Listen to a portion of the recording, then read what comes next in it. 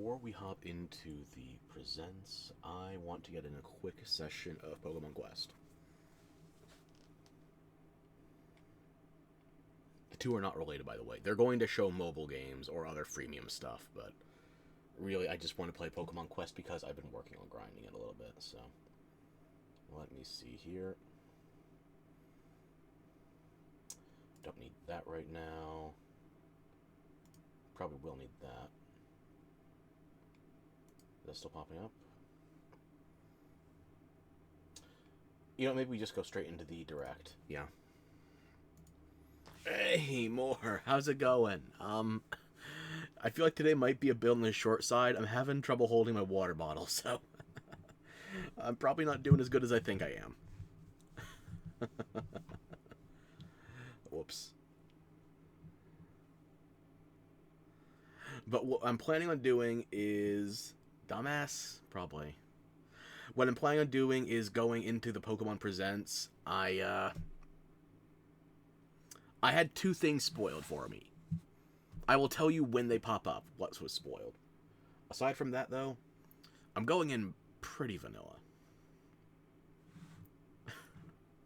What else do you want me to say?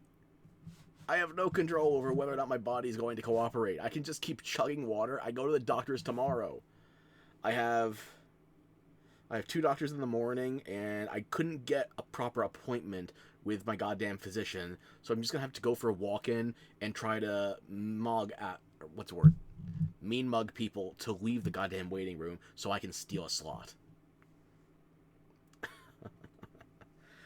So yes, I'm going to have to run a couple of intimidate checks tomorrow to actually get a goddamn medical supervisor, professional attention, whatever. True, yes, but I can rest. I already said I was going to stream today. I have to do what The more I stream, the better I theoretically get at it, right? And I also have to keep my word. So here we are. Like a normal human being. That's your first mistake. Treating me like a normal person. I'm subnormal. Abnormal.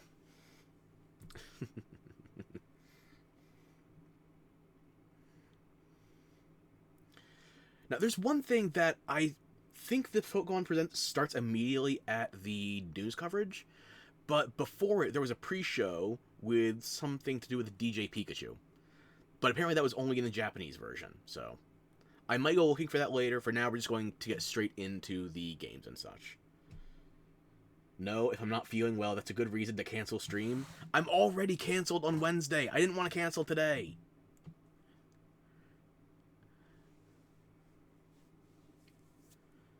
I can do this. I'm not going to force myself into like another 6-hour thing like yesterday. Today'll be short. I already can tell I do not have it in me. Like, my right hand will not play a game on a controller today. It just can't. Gandalf, hey. As long as I got 2 of you hostage, then maybe I show off something else I've got a little bit underway. Let's see here. Where is that KRA file?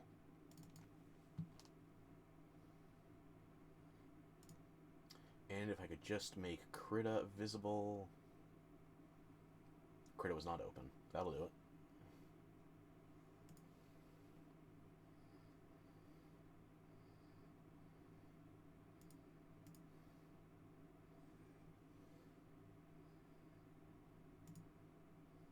Still not showing up because Krita is lower on here than FreeTube. There we go. So one thing I started working on, very, very early though, just concept stuff, is that I want to do something with our little fearsome foursome here. So I got this composite for Bocce Underworks. I was thinking about putting Loki inside a green slime, like Loki as a Veilet inside a green slime, which I ended up catching him as later.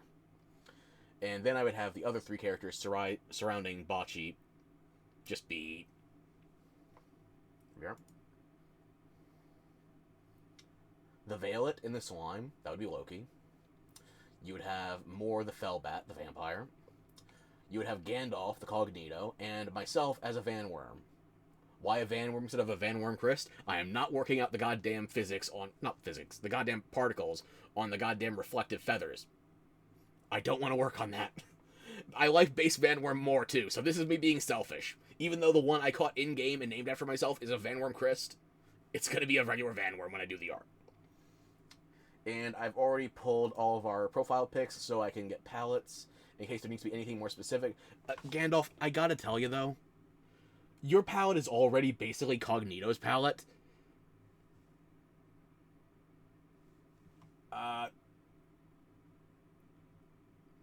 So I'm gonna give you a Gandalf the Grey hat. Don't worry, I'll keep the pirate software comparisons light.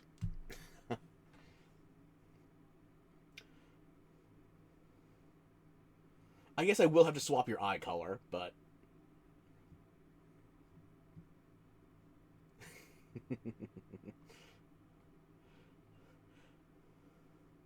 But yeah, you're going to see yourself on that Fellbat a lot more easily with the blues in place of the blacks. Darker reds as well. Loki is going to be a Valet in basically a Jello mold. And me, I have some ideas for the Van Worm, but naturally, I am somewhat concerned about going for a base Van Worm versus a Christ, and also, there's a lot more color in me than a Van Worm, so I might give it the same treatment as I did for my Pokemon Trainer art. We'll see. Alright.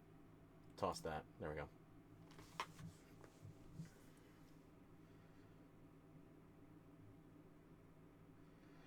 I hear you dragging yourself through the week. It's only Tuesday, and I feel like I burned through all my energy yesterday. And I have to go to 3 doctors tomorrow. I have to go to 2. I'm trying to get an appointment with a 3rd. But yeah, it makes sense. It sounds like a good idea, so I'll work on that off-stream, maybe.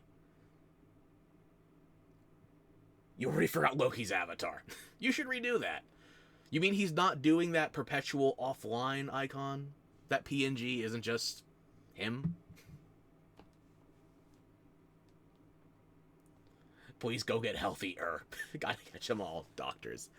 That's 3 in a row if I'm lucky. It'd be so much easier if the American Pokemon system for doctors wasn't a goddamn pay-to-win. But we might get to that because Pokemon, as always, wants to push mobile games. It seems like the mainline stuff is an afterthought. Hopefully we get some good Legends ZA. No, it was a working model, but he lost it and you forgot to save it. How the fuck? I have my model saved in like 4 different places. 3 if you don't count the PC I'm currently streaming on. That sucks. Oh, I'm sorry to hear that.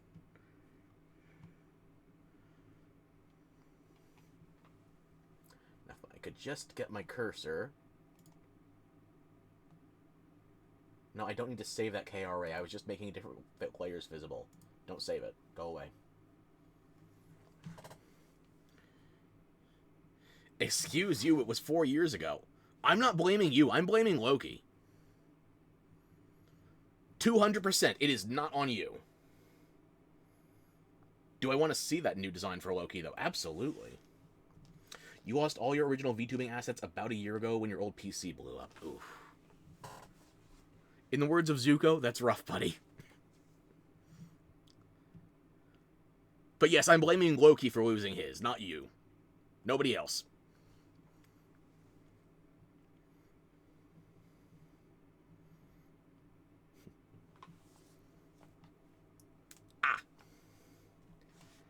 So I'll keep an eye on Discord later. I don't have that open right now. Luckily, some stuff was saved on Streamlabs, thankfully. Okay. Did you at least have, like, a Fugi or something saved on Fugitech? Like, anything to work with at all. Has to be better than nothing, surely.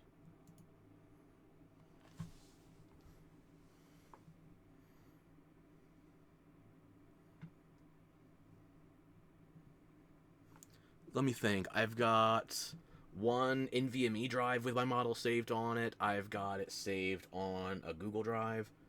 Do I have it saved on my Dropbox as well? And naturally, it's on my PC currently. And I think I have it saved on one of my old FAT32 drives, like a mechanical spinning drive, so... If all else fails with the NVMEs gradually being corrupted like glorified Flash, I'll have it saved somewhere. Theoretically. You've been slowly relearning and rebuilding. Kudos. Because I'm still working on my Chibi model, but that's going to take some more time. Thankfully, this new RAM kit is working wonders. I was able to pull assets from my original model, this one, the uncompressed KRA. That alone was eating like 40 gigs, and I was pulling it up simultaneously with the Chibi model so I could copy over some elements, namely the hands. Those are probably going to take me some time to figure out, transplanting. Recreating entirely, actually. Because the proportions are not going to work as a transplant. They're just not. There's going to be pixelation, there's going to be some degree of quality loss. The important thing, though, was probably bringing over the palettes that I had from my reference sheets. Which I will probably end up recreating anyway because they're very low resolution. Yes, I'm worried about the goddamn rectangles that contain my colors not looking pleasant for files that only I'm going to see. The neuroticism is not just for stream. It goes all the way down. Turtles with anxiety disorders as far as the eye can see.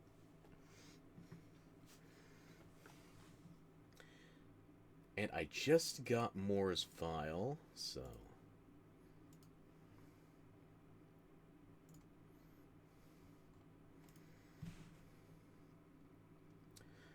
Okay, let's see. Some Fey elements there with the ears, a very small crown.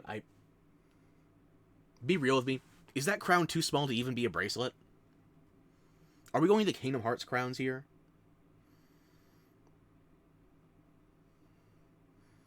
Proportion seems solid. Jacket's looking okay. Is it supposed to be like a Letterman jacket? Cargo pants and a whale tail, though. Or is that the top of a leotard, or is it the bottom of the leotard, or the top of the undergarments?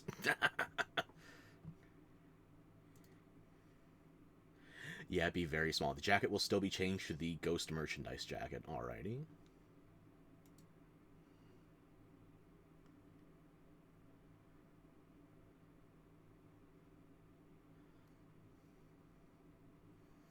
The ruffled chest plumage. That's going to be interesting. I'm not seeing anything slime-themed, though. You might have to trap him in a Jell-O mold. I'll give you an example, eventually.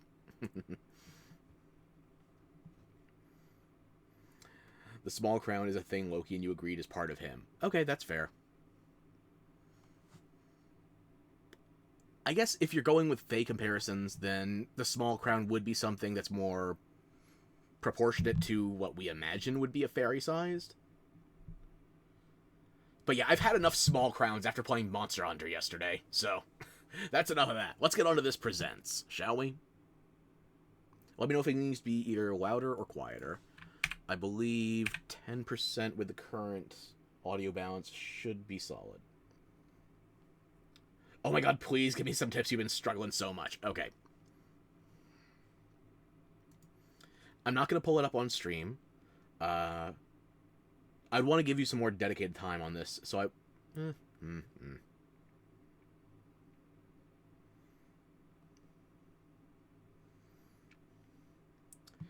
If you want to go for a slime motif, then you want to add something that is implicitly wet, not explicitly wet. You could maybe go sticky, but that has too many denotations that would make it difficult to implement the visuals. So, just for the implication of being wet, I would say that the pelvic area where you have that could be the leotard, could be the undergarments, I would say simulate a wetsuit there. That way you would have the...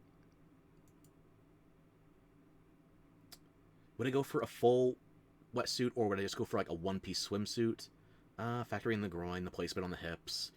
Maybe just the idea of it being the... under a corset, though.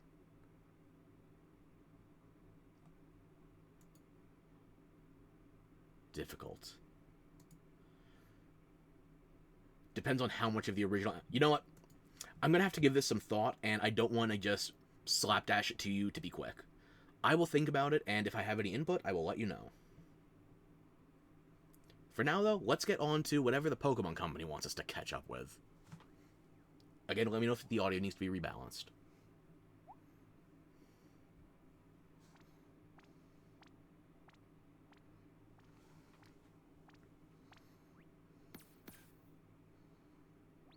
You already got rid of Pokemon TV. Stop beating it.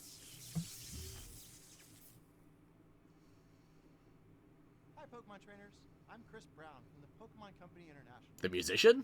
Today, I'm excited to share details about the 2025 Pokemon World Championships. I thought he had more of a held in tan. Anaheim, California, from August 15th to 17th. We are once again thrilled to welcome thousands of I don't play competitive Pokemon, so I don't really care. across the Pokemon Scarlet and Pokemon Violet video games, the Pokemon trading card game. I used to play the Pokemon TCG, Go, not anymore. and Pokemon Unite.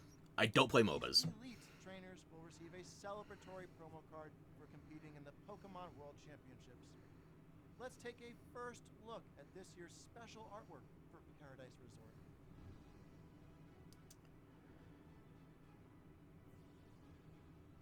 It's a card that you cannot acquire unless you're competing, aka it'll end up on eBay.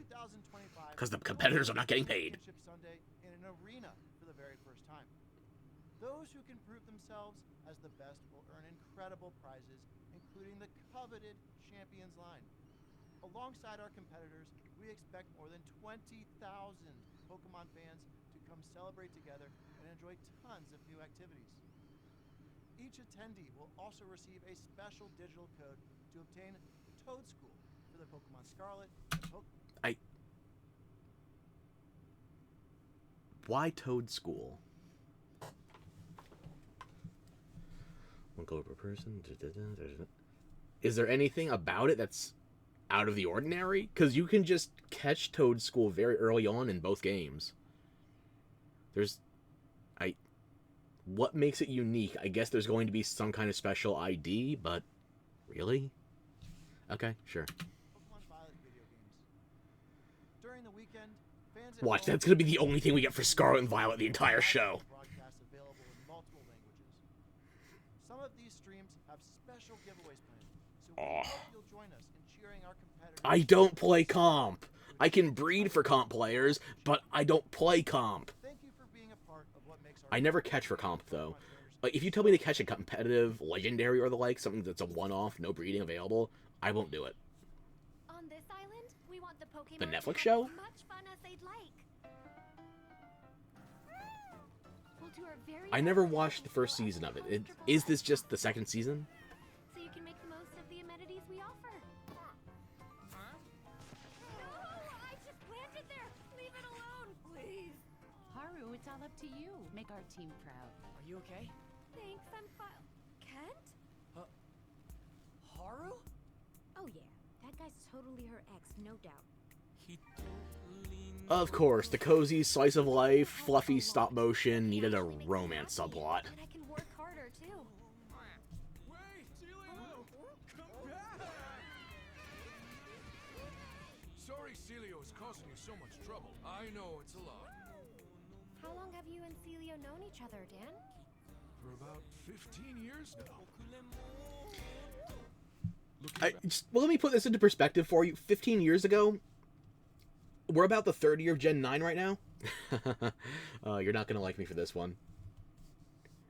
15 years ago, we would be looking at either the back end of Gen 4 or the start of Gen 5. And this dude is a senior.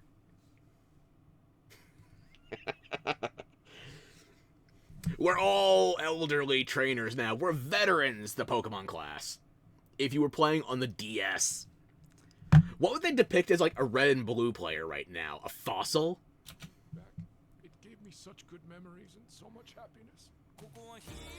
And this is a Gen 3 Pokemon, even, so it should be more than 15 years ago. Should be, air quotes. Already hate me anyway, can't fuck up more. Is that a challenge? As long as you never give up, you can overcome any obstacle. And our friends always remind us that we're never alone. I don't like Shinotic.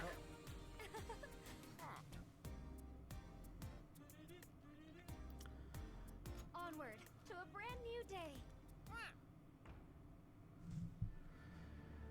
Okay, so they open with the competitive scene, trading card, and now a Netflix show.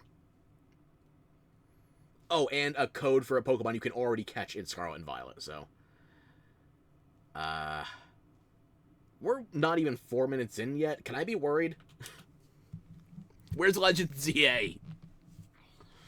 It's not going to happen until the end, if it's even here at all. Creative director at Aardman Animation Studio in Bristol, England. Now, at Aardman, we have created award-winning stories with iconic characters. Now, we have the pleasure of partnering with Pokemon on an exciting new stop-motion animated series. We'll be putting some very special Pokemon front and center as the heroes of our show, and it will be set in a region which is very close to our hearts.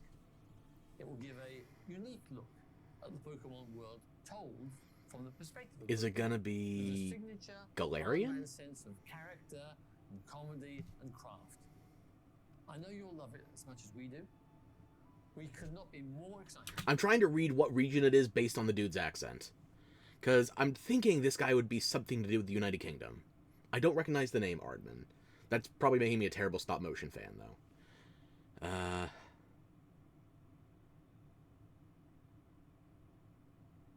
Concierge covers a lot as far as generations are concerned. To share this sneak peek with the world, so let's have a look. Gen 8. I am actually a genius. And a Surfetched?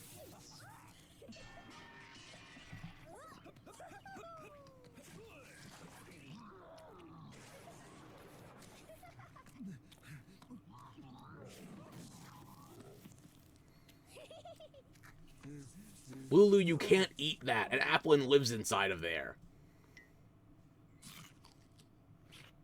And you've agitated a Dragon-type Pokemon. Congratulations. Surfetched and Pichu. They got 2 stop-motion series running at the same time. Or at least 2027. Why? This is a great freeze frame.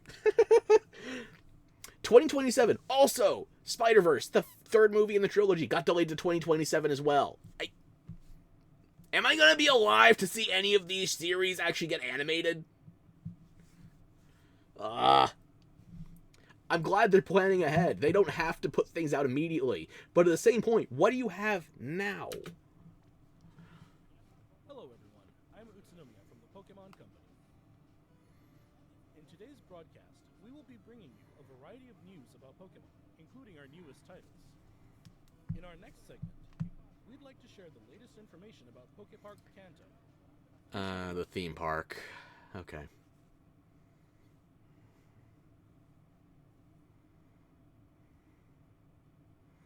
Now, is this going to be in the actual Kanto region for Japan? Or is this like the proposal being a Gen 1 Pokepark? Pokepark Kanto is built on roughly 26,000 square meters of land within Japan's Yomiuri Land Amusement Park. Okay, so this doesn't apply to jack shit for me. Pokemon has grown so much thanks to lots of support from many people. So we wanted has grown. The people that I would credit with that growth are not Masuda.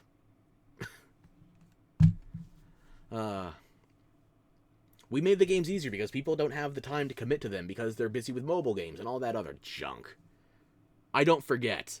I don't forget you running defense for Dexit either.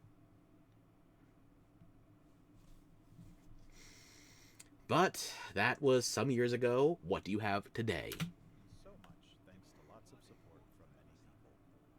So we wanted to make a place everyone could come together and Everyone in Japan. Fuck the rest of the planet. will always be, and where people and Pokemon can have fun together. That wish prompted us to begin work on a world where Pokemon truly exist. Pokepark Kanto can be broadly divided into 2 areas. Pokemon live within the forest. When you step inside, you'll find Pokemon playing together in groups. We want to broaden people's idea of how Pokemon live and interact with one another. So just stick with the Legends Arceus, or I guess Legends ZA coming out soon. Having Pokemon actually inhabit an environment. Do we need a dedicated theme park for this? And also, This is the English version. This is for North America release. Why are you telling me about a theme park that's only going to be in Japan? Are you trying to attract tourists? Newsflash, everybody's broke! By letting them experience a world with Pokemon in it. A place where we can tell visitors, welcome to the world of Pokemon. As you enter, you'll be greeted by the diverse landscape of this rich natural forest where Pokemon reside.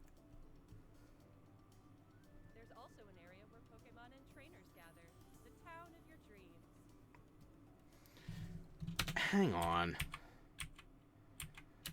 we can tell visitors, welcome to the world. Like, I thought I saw something in this first still, but I didn't want to jump to conclusions.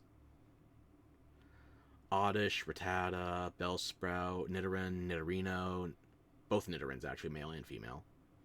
Looks like it could be Sandslash, or it could just be foliage. The brown clump over to the left, center. Maybe a Pidgey, Spearow. You'll be greeted by the diverse Bidoofs.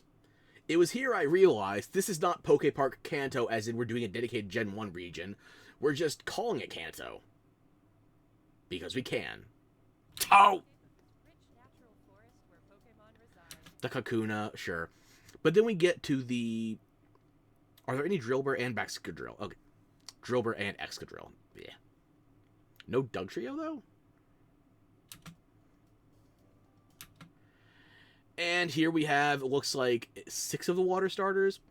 Squirtle, Totodile, Mudkip, Piplup, Oshawott, and... Am I blind? Froakie. I feel like Froakie's getting some details lost in there, however. We're going up to Gen 6. Do we go further? There's also an area where Pokemon and in Kanto, mind you. Starters, Psyduck, Garchomp. That's Gen 4. Tyranitar Gen 2. Also, tell me on a map where Sedgetown is in Kanto. If it's from the anime or the manga, I don't remember it. It's definitely not in the game, so...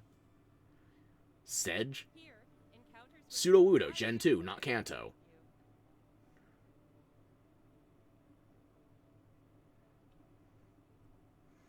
Okay, Eevee's fine. We're going to take this one a little slow.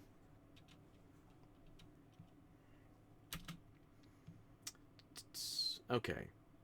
Altaria, that's Hoenn. Bidoof, Sinnoh. Shroomish, Hoenn.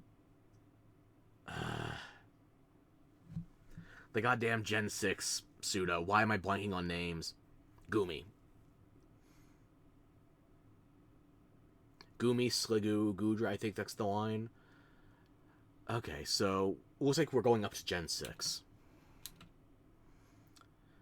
And there's a Greedent, so fuck me anyway. I guess we're going up to Gen 8. Is there any Gen that's not getting representation here? Hang on. We've got Johto, Hoenn, Sinnoh, Unova, Kalos, Galar. I guess that's just leaving a matter of Alola and Paldea. Oh, never mind! There's a, I can't tell if that's a Palmy or a Palmo, but yeah. The tree below the Butterfree, so yeah. Everybody's here except Alola. Can I get a Gen... Charjabug.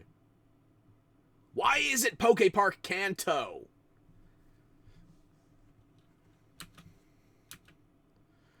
Yeah, Dedenne. Dedenne, Applin, Squovit. Greedent, Bellossom, Roselia, Furret, Sentret. The Fungus, Litwick. Why call it Poke Park Kanto if you're not going to stick with the Kanto decks? I guess they're just calling it because Japan, Pokemon, theme park. We're going to bait in the tourists.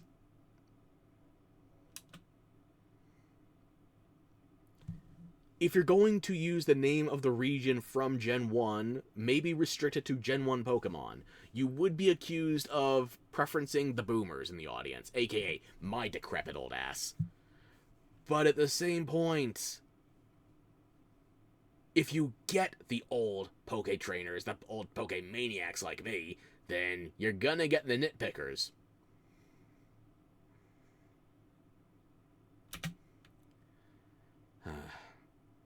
And the theme park is coming out before the next stop motion. Next, we have a number of other announcements. Actually, no, Concierge is coming out this year. Surfetched is coming out in 2027, so. It's a mobile game I don't play. Yippee. Eternamax Eternatus? Pokemon Go Fest 2025 Max finale is coming soon. Max Pokemon will be appearing one after another. Eternatus will be appearing soon. Can I still be mad about this? Toxtricity only having one Dynamax form, even though its base has 2 forms? It wasn't the only Pokemon that screwed up. The Applin lines. The Applin lines got fucked by that too, where it's a convergent Dynamax. But I like Toxtricity. Max Pokemon will be appearing one after another. Eternatus will be appearing for the first time globally. We also have a promo code to share that will give you a chance to catch a powerful Gigantamax Pokemon. So if you play Pokemon Go, steal that code while you can.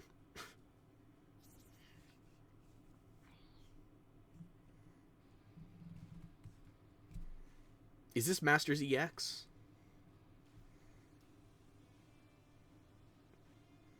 It feels like Masters. Again, another mobile game I don't play.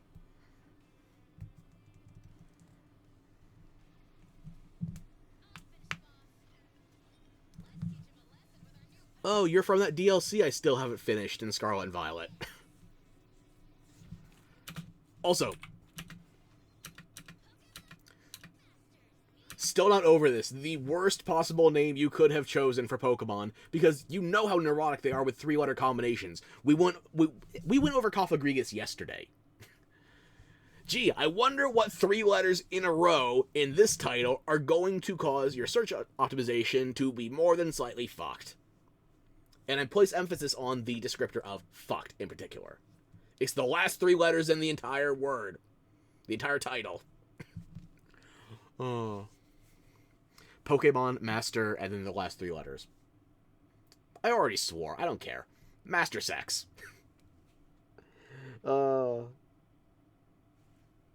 Geniuses. The absolute pinnacle of titling stuff. And it's another mobile game I don't play. Hang on. Damn it! It's Cafe Remix.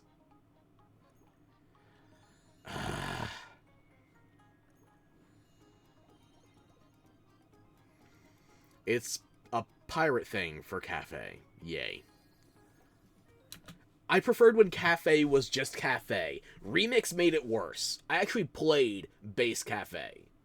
Then they updated the game. Big ass air quotes. How dare I say such inappropriate words? You're right. The Nintendo ninjas will be after me soon. Better get through this while I can.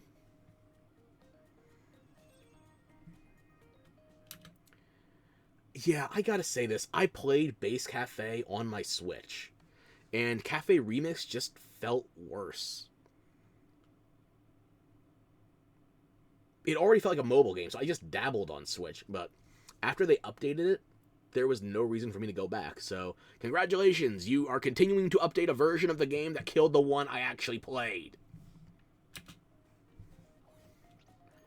But now you can get tickets. And a pirate hat.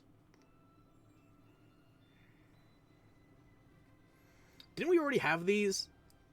I swear I've already caught these 3. Ho-Oh brought them back from the dead. Maybe we should have let them stay asleep. Flygon! Trapinch. Oh. Pinsir. I hate this nickname, but I also love it. Paldean Wooper, a.k.a. Pooper. It was already a ground type, but making it predominantly brown just guaranteed that nickname. I both love it and hate it. I guess it's coming to sleep, too.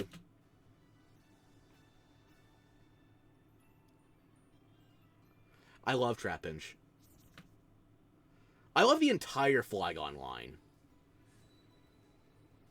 It's Unite. I don't play MOBAs. I hope you break the meta like you did in the actual games. Latios and Latias join the fray to commemorate Pokemon Unite's 4th anniversary. Latios and Latias can both quickly fly to each other. A new type of battle, Electrode Volleyball, will be available after this broadcast ends.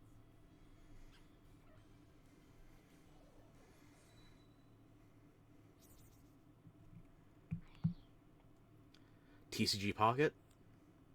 Or the actual TCG?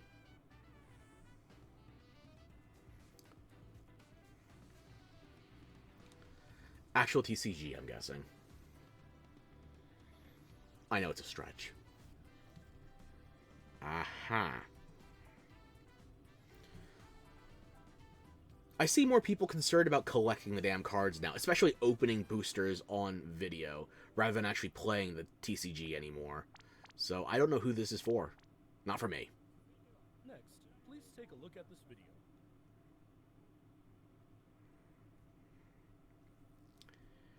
Okay, this is one of the things that got spoiled for me, I will admit.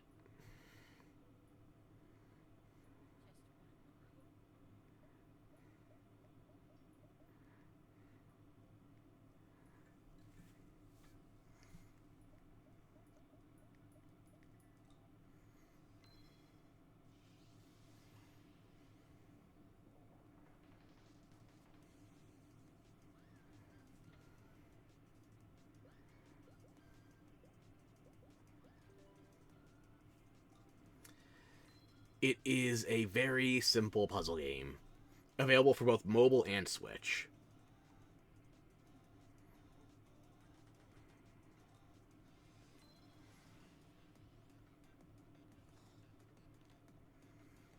You do these very basic puzzles, and in exchange, you get digital plushies.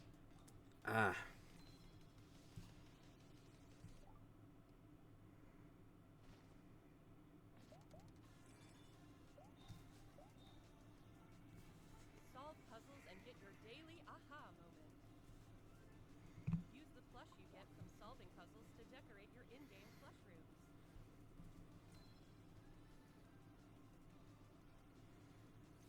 Pokemon Friends. Also up there with the worst names for Pokemon yet. Pokemon Friends, it's too generic. It doesn't tell you it's a puzzle game.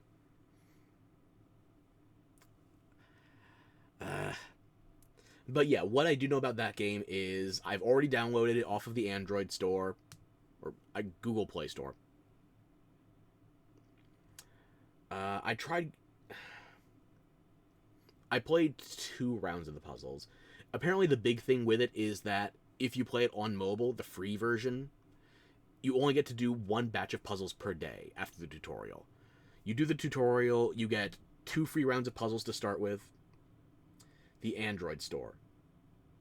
Yes, I went to the Googles. I can't talk. I downloaded it on Android from the Google App Store. Yes. Google Play Store. I can't talk.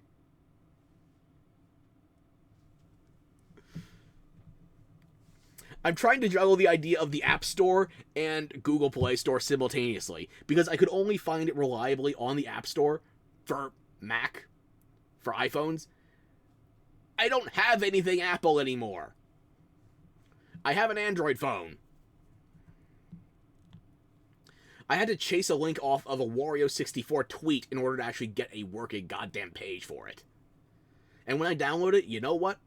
I installed it. I played 1 round of puzzles. It was brain dead simple.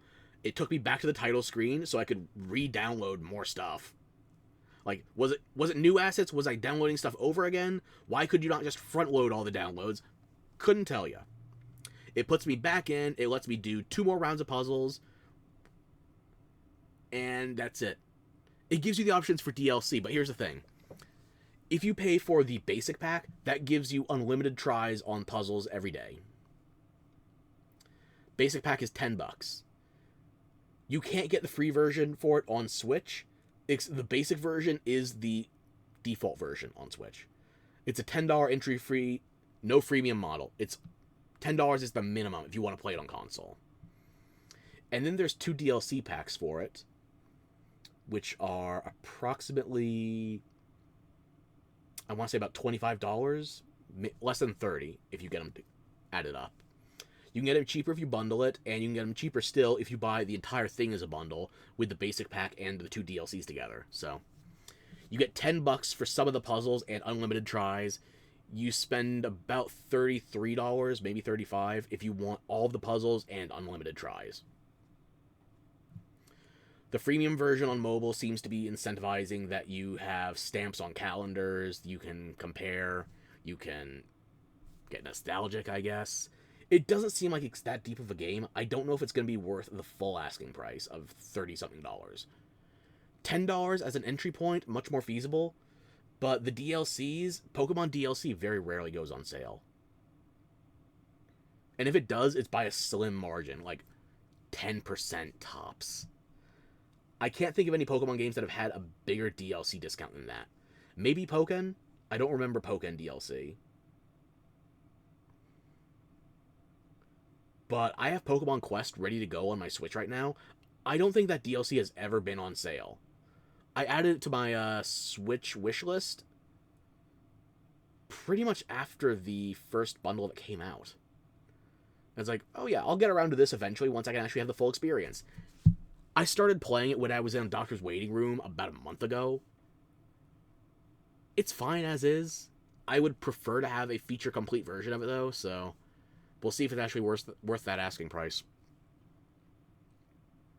And yes, that is why I have my Switch ready with Pokemon Quest, because I wanted a touchstone ready to go for the free versus freemium versus the fully paid models of Pokemon to compare and contrast.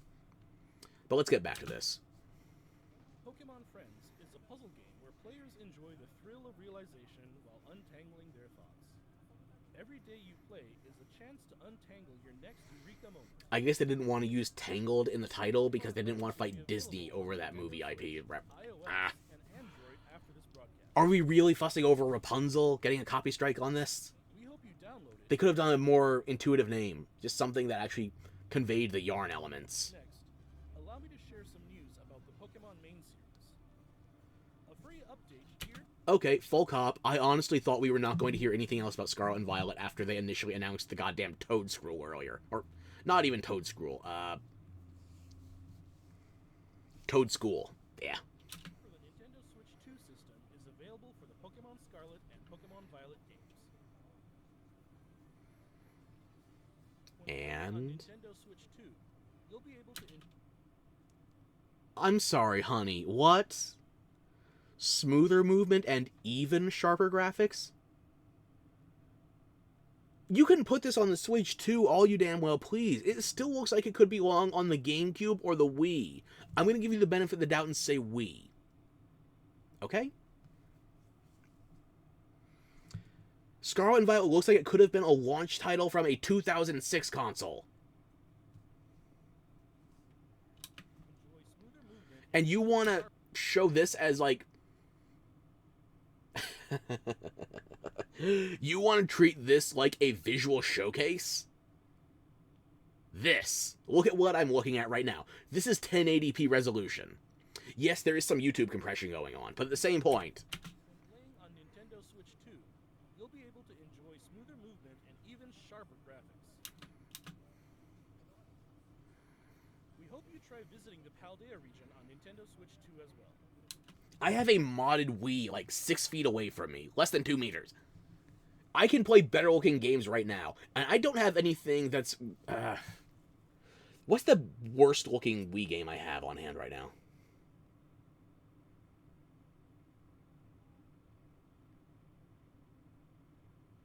Can you believe it? I'm actually having to compare the worst looking Wii games from like 2005, 2007, something like that, to a Pokemon game that was released in 2022 to give it a chance. I'm not even going to use a specific example. It's just the very concept is annoying me. Myself, I'm not from 2005, 2007. I'm older. And thus even uglier.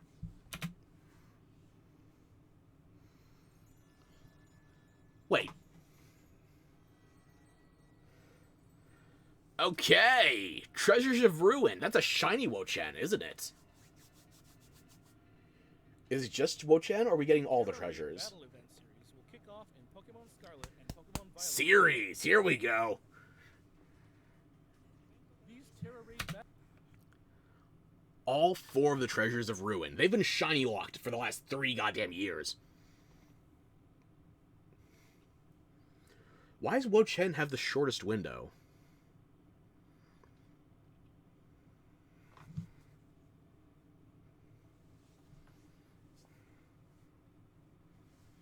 It's like 11 days for Wo-Chen. Everybody else has about 2 weeks.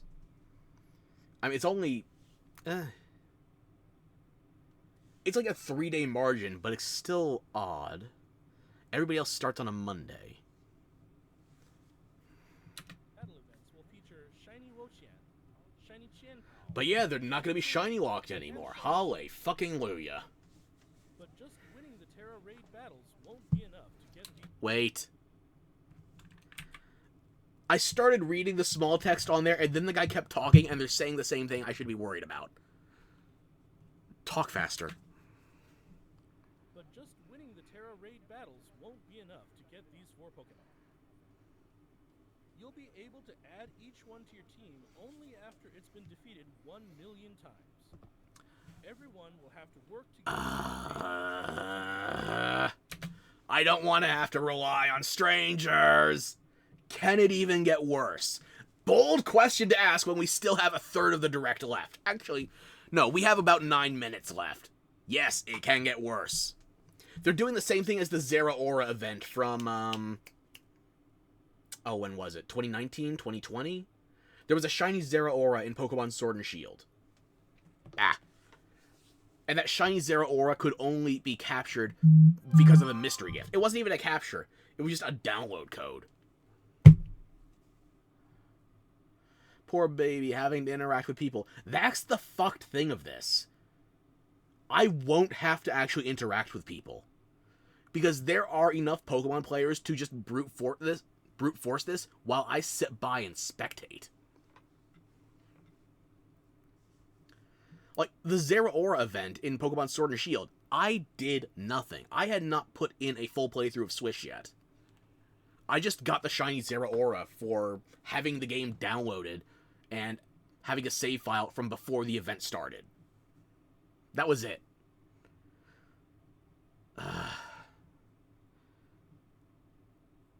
Are these going to be 7 stars? No, wait, they're legendaries. We've only had 1 legendary 7 star so far, and that was Mewtwo. I think they would have said so if these were going to be 7 stars, which means they're probably actually going to be 5. Maybe even 4. I would hope for 6, but I wouldn't bet on it, so... If they're expecting over 1 million people to do this, then it's not going to be 7 star. Too many people are too bad at the goddamn 7 star raids. So, I guess I'm just gonna have to wait for other people to lock in and see if we can actually accomplish this. And keep in mind, the Zeraora event that did this, you only had to do it for 1 Pokemon. The Treasures of Ruin, we're going to need people to lock in for 4 raids. And it takes over a month for all 4 of them to come out. Are people even going to stay interested long enough to have 1 million clears by the end of this? Probably, but not certainly.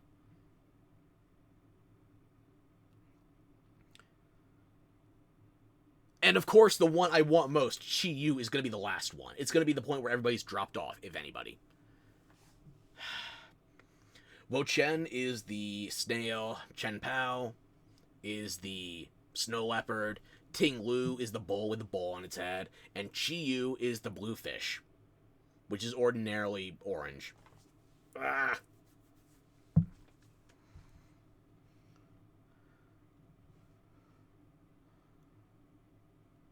Also, I hate the names on all 4 of these legendaries.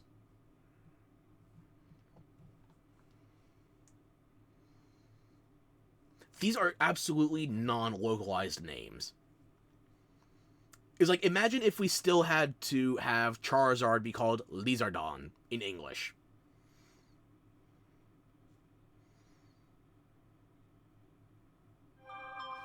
Oh, shut up, yo. Oh, Moore is sharing photos with me. Goody.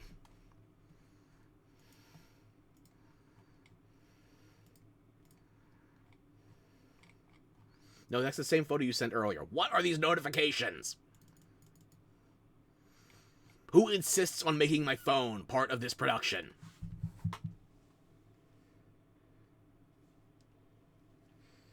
You know, there's an easy swap to this. Shut up. If you need my attention, you're going to vibrate and fall off the table as gravity intended.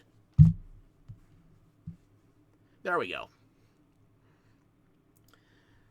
So yeah, the Pokemon being shiny locked and depending on getting 1 million people to do it together, that means I'm not going to be able to get more than one apiece for these shinies, probably. That sucks. Pokemon Mass Outbreak event. Oh my how many is that? That's a dozen more Pokemon to shiny hunt. Are there any of these I actually want? Let me look. I already have a shiny Paldean Wooper, so I would just need the evolution to get a shiny Paldean Clodsire.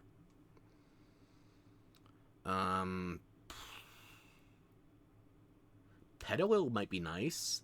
I don't have a shiny, a Hisuian Lilligant. I would want that. I've already farmed Charcadet. I have all of that bastard shinies. I'm not gonna do it again.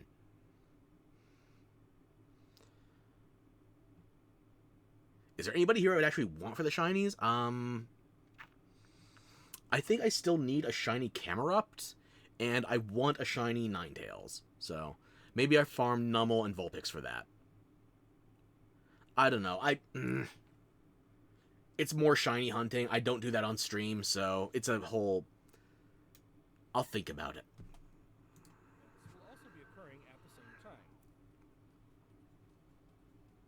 And that's not all. Oh goody, another mystery gift.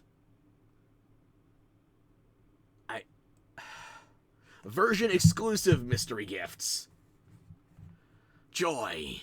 We're also giving away a tracksuit apparel item, so we hope you continue to enjoy adventuring in the Paldea region.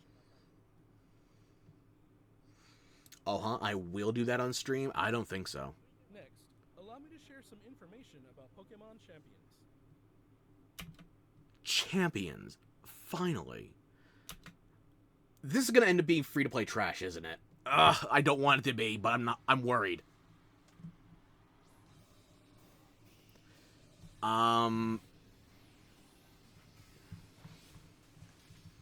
This looks like Scarlet and Violet.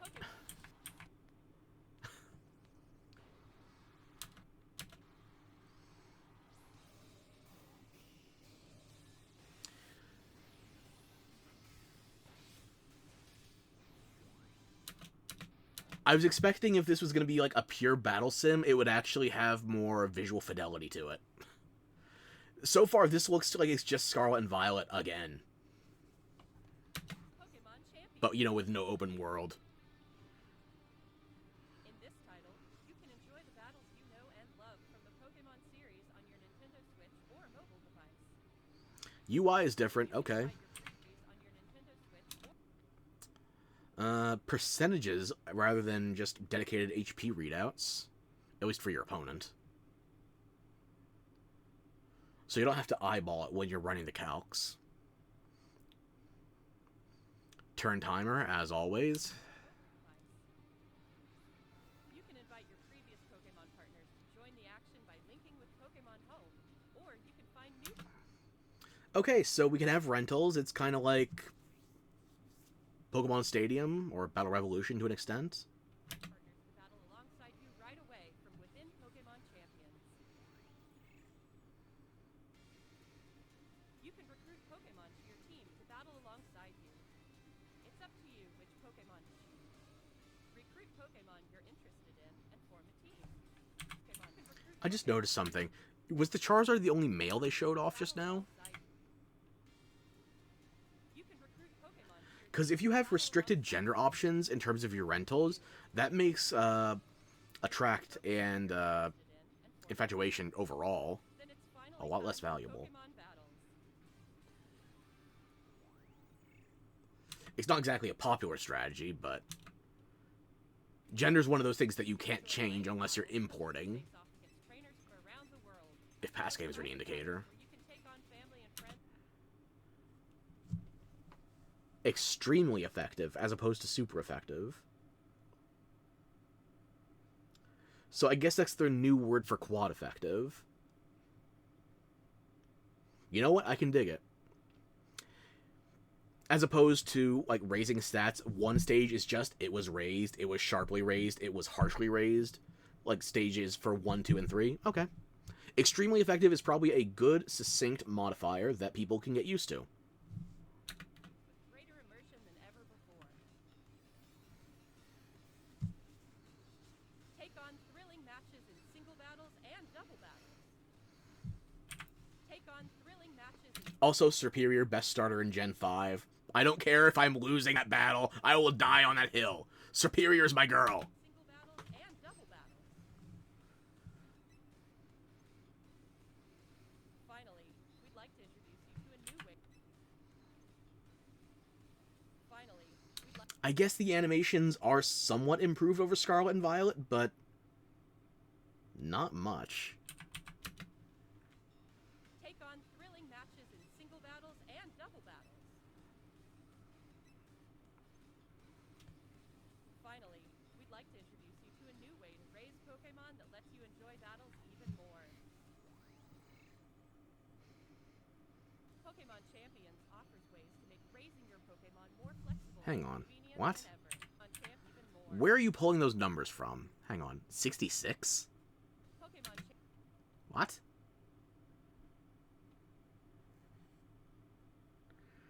$32, 66. What the fuck are these? Champions offers ways to make raising your Pokemon more flexible and convenient than ever.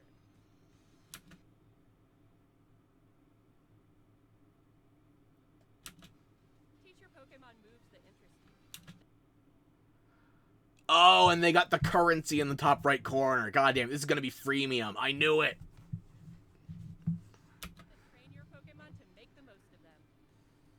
Recruit and train to easily enjoy. Train your Pokemon to It doesn't say anything in regards to maximizing your power points on moves. But yeah, you can change your moves, you can do stat allotments, you can do natures. and train to easily enjoy. Or hang on, Pokemon just to one make more the thing. most of them. They only have one neutral nature in there, Sirius, so. Granted, if we're talking about minting, functionally, it does nothing for you to have quirky, hardy, bashful, or what's the last one? Serious, quirky, hardy, bashful.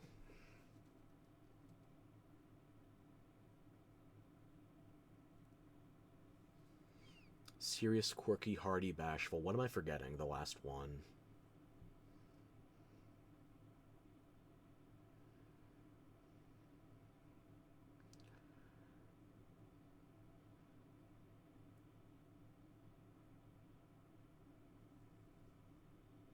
Why can I not remember?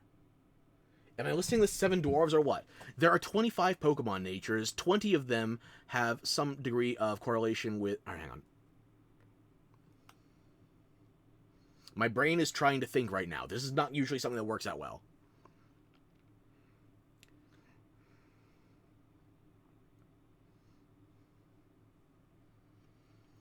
"25 natures. They're only showing 21 of them on screen right now.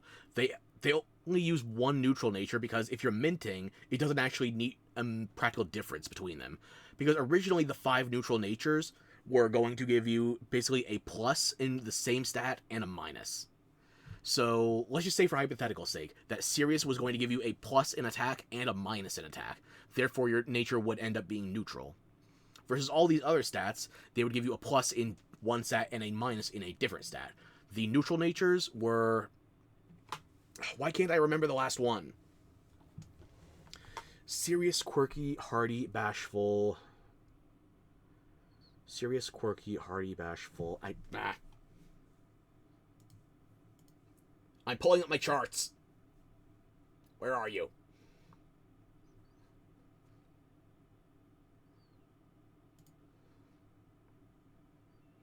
Docile! Oh, I forgot docile. God damn it.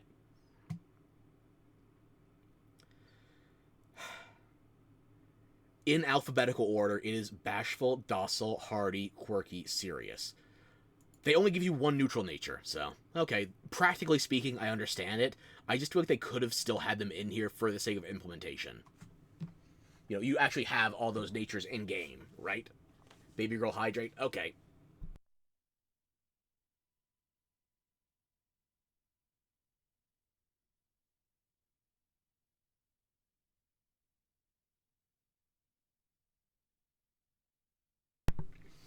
Alrighty. So I understand why they would only have one neutral nature in here functionally, but you can still have all 5 of them in mainline Pokemon games. I don't get why they wouldn't. I mean, I do. I just...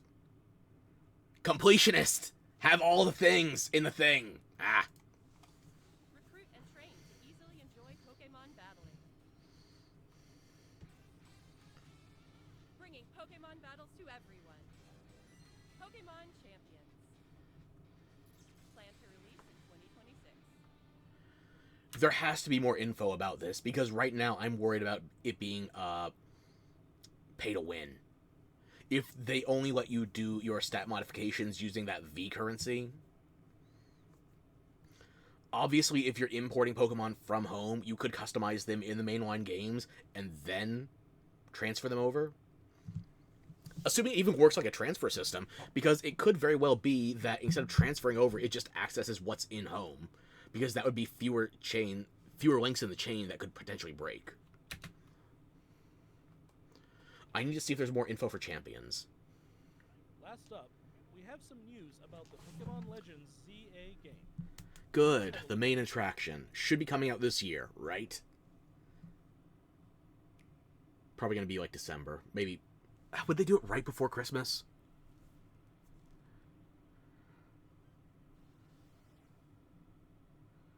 They have Metroid coming out in October. They wouldn't do this right before Halloween. They wouldn't put Pokemon and Metroid in the same window, surely. They just had Donkey Kong, though. September, maybe? Maybe November. I don't know. I'm not going to name all the months out of the year, damn it.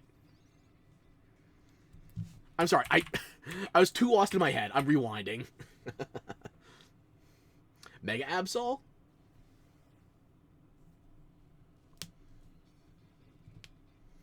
Please let us import Furfrou with the haircuts into home, please. I hate that you can only do that via Go. The new squad looks,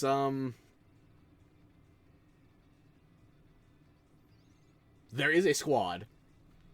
Who are you exactly? You look familiar. The blue hair one. Like, not your color scheme, but something about you does look familiar. Also, goddamn Rotom phones. They got even bigger. There's a Rotom iPad. Fuck.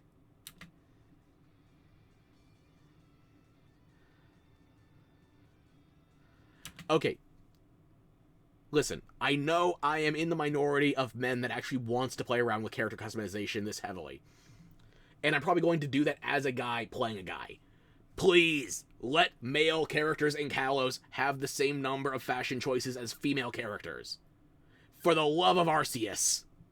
That was one of the worst things playing X and Y. Because I mostly played Y, which was the first one that I played with a male character. I went through X. Like, my first trip to Lumio City with my chick in X, I had more options than I did compared to my guy in Y during the end game. Female characters in Gen 6 just had so many more options. It was not fair.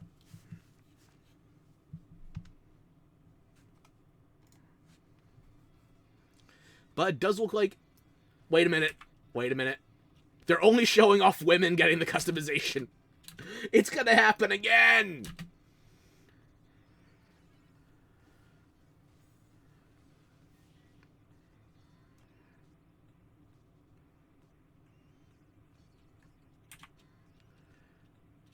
Something I don't think is gonna get enough praise here. This Pokemon in the overworld, I don't know how often they're gonna do it with a Pokemon represented from your party like this.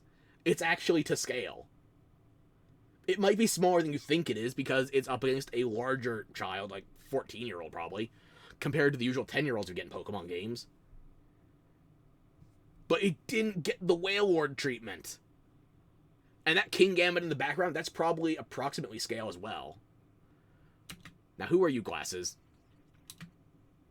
Why do your glasses have bangs?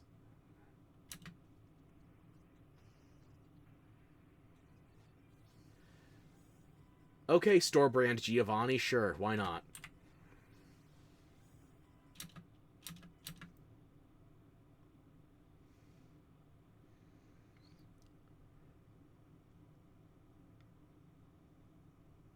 Of all the Gen 5 Pokemon you could have brought onto that team to make sure Tepig didn't feel alone, you brought a Gen 1, or a Route 1 Rodent?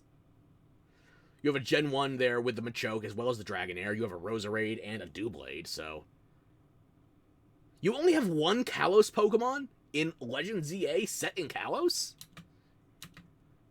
Okay, there's a Furfrou styling as well. Let's see, that's a female Meowstic. Not Pumpkaboo. Gorgeist. So this one at least has 3 Kalos Pokemon on there. Again, with a Gen 1, a Gen 2, and 2 Gen 2s, actually. How dare you look where he looked! Emma's back. I can dig this. And she has a Mega Stone. Wait! You have a Mega Stone now. Mega Meowstic?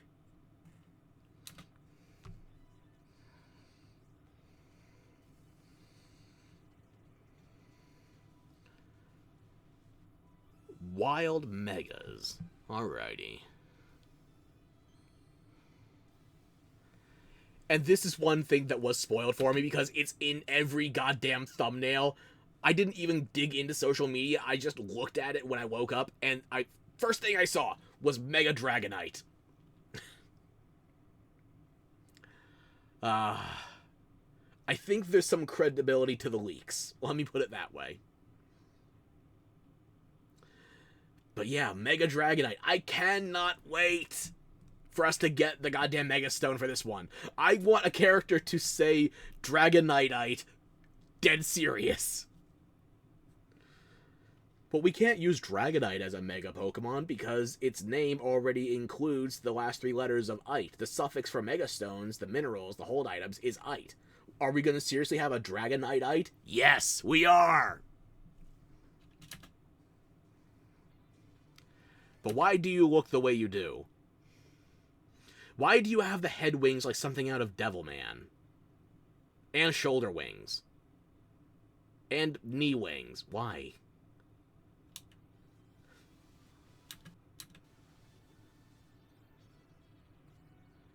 Oh, there's Emma's Asper, right? There it is. Okay.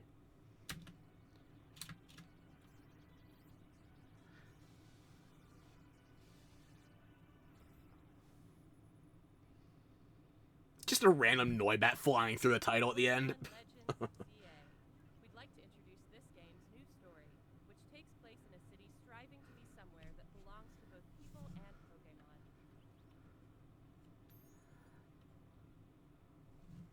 After you arrive in Lumio City, either Urbane and Tawny. Why do you spell Tawny like that? It's French. They don't gotta explain shit. They barely spell their own damn words. Never mind what we get localized out of French. Urbane or Tawny will invite you to join Team MC. Team MZ's objective is to protect the city of Lumio. Team MZ. Does that mean there's gonna be like another team that's Team AL? We're fighting Alabama, boys! No banjos and Lumios. Let's get to know Team MC a little better. There's Naveen, a fashion designer in the making. Wait. There's Naveen?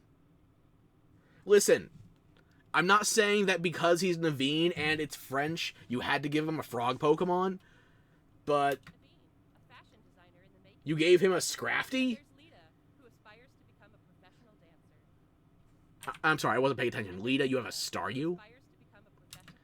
Also, for the record, if the leaks I read before were true, the Scraggy line and the Staryu line, they are both getting new Megas. So, I feel like we're seeing their aces very early on.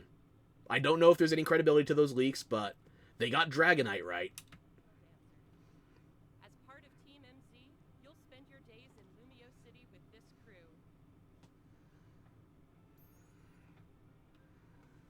Lumio City looks different by day and by night. During the day, you can explore the city and find lots of Pokemon to add to your party.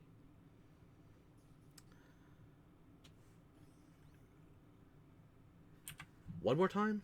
The city and find lots of Pokemon to add. It looks like PowerPoints are not going to be a factor in this game, so we can't make PP jokes about Legends ZA. Mourn the lack of that specific puerile humor. Also, Mega Evolutions are going to be a metered transformation. It's not just a one and done for the entire battle. Add to your party. I've heard multiple people make Xenoblade comparisons. I've not put that much time into any of the Xenoblade Chronicles games, so... You can compete in the ZA Royale with the Pokemon you've raised, aiming to climb the ranks. But why? As you advance in the ZA Royale, battles against powerful trainers await. One of those trainers, Corbeau, is the boss of the Rust. The Rust Syndicate using poison. I guess because poison is corrosive? But Rust, in my mind, immediately jumps to the Steel type. Never mind, keep going. The organization operating in Lumio Purple is evil. I get it. looks like he has some kind of business with the members of Team MC. Financial matters very seriously. What, was she buying a bike? Another 999,999 Poké Dollar situation? What was it?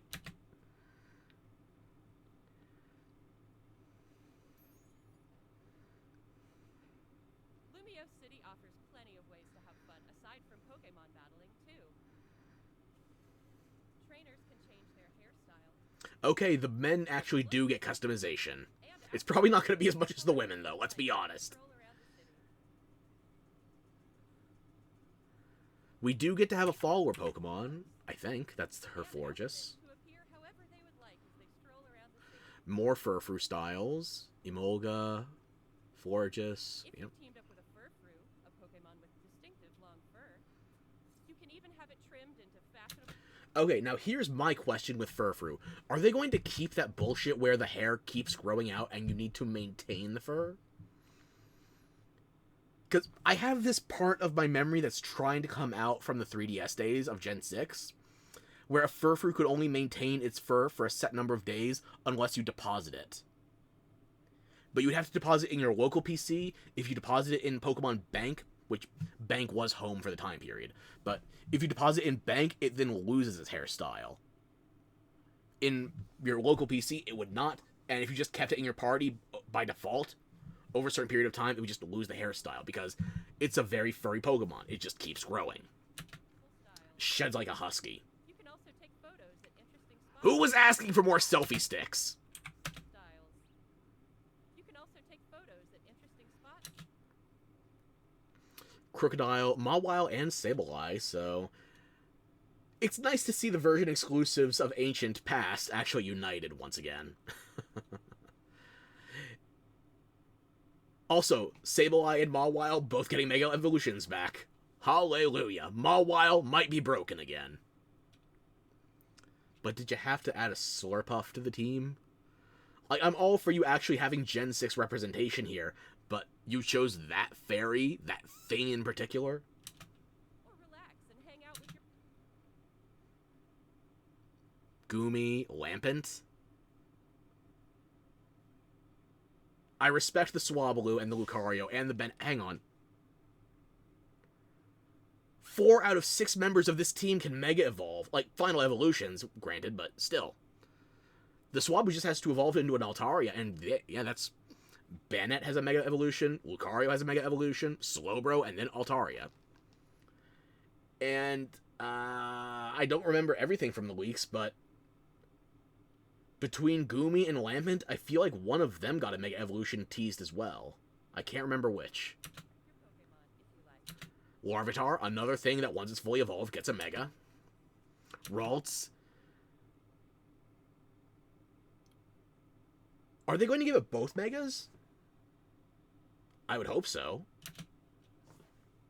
Because technically, if you evolve it into a Gardevoir or a Gallade, each of them gets their own Mega. All kinds of encounters await you in Lumio City. Emma, the best detective in Lumio, You're only the best because Looker left. will Probably. help with her detective work.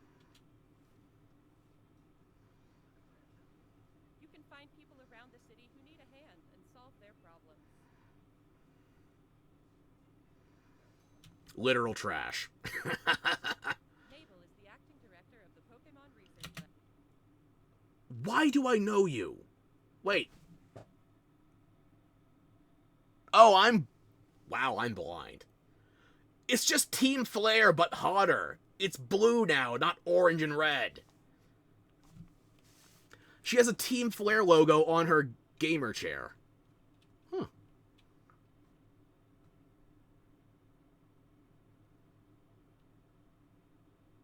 Is it still Team Flare, though, or is that just something she took for herself? By catching Pokemon, you can aid her research. In return, you can It's the same as Legends Arceus. Someone affiliated formerly with the villain team is now our professor. Granted, in Legends Arceus, it was more like Team Galactic, specifically. And then you had the professor that was affiliating with Team Galactic. Here, it's the professor, and the professor is straight up Team Flare.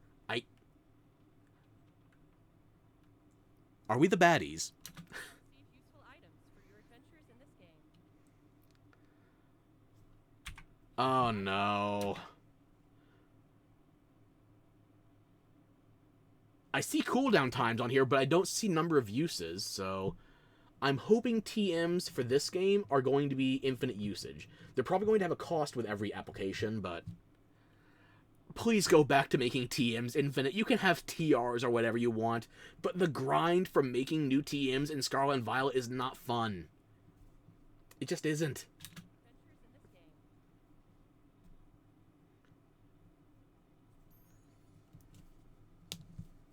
Something strange has been occurring in Lumio City recently.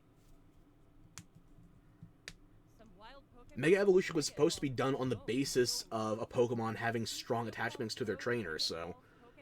What are you attached to now? and are the very definition of dangerous. Also, can I just say, getting to move around in a 3D space during a Pokemon battle where the trainer and the Pokemon's positioning matters, I don't think I need the mainline Pokemon games anymore, because if they're going to keep doing Legends games, this is just better. It feels more like a JRPG that came out inside the last 20 years, as opposed to Pokemon, which has been sticking to a damn near 30-year-old formula. One newly discovered It's not 30 years yet, but it's getting close. Dragonite has distinctive Dragonair-like features, like wings on its head. Excuse you? Well, yes, Let me grab it.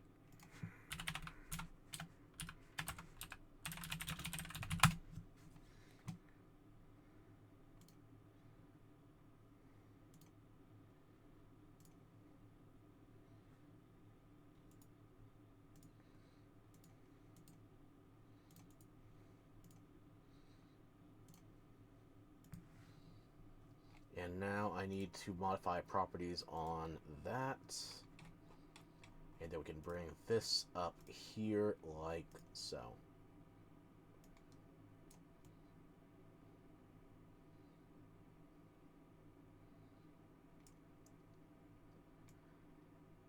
yes, technically it has been a feature of Dragonair for some time.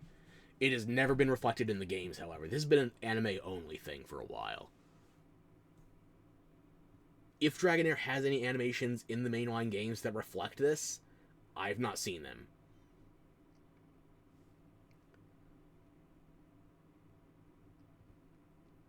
That said, it has fewer pearls than Dragonair. It only has the one on its tail. Dragonair has two, and it also has one under its chin. Dragonite is just... It had the lines on its belly get more angular as well. They're like a downward arrow. Although I guess in exchange, Dragonite has more wings, Dragonair has more pearls. Dragonair-like features, like wings on its head and a pearl on its Also, the head spike is more pronounced, I'm fairly certain. features, like wings on its head and a pearl on its tail. While tackling rogue Mega Evolved Pokemon, But if it's supposed to be Mega Evolving, why is it taking more traits from its weaker stage instead of progressing further beyond? I guess they didn't have good ideas for what Dragonite should look like. They shrunk its main wings, so now it has most of its mass on its face. Like, let me take this back down so you can see what I'm looking at.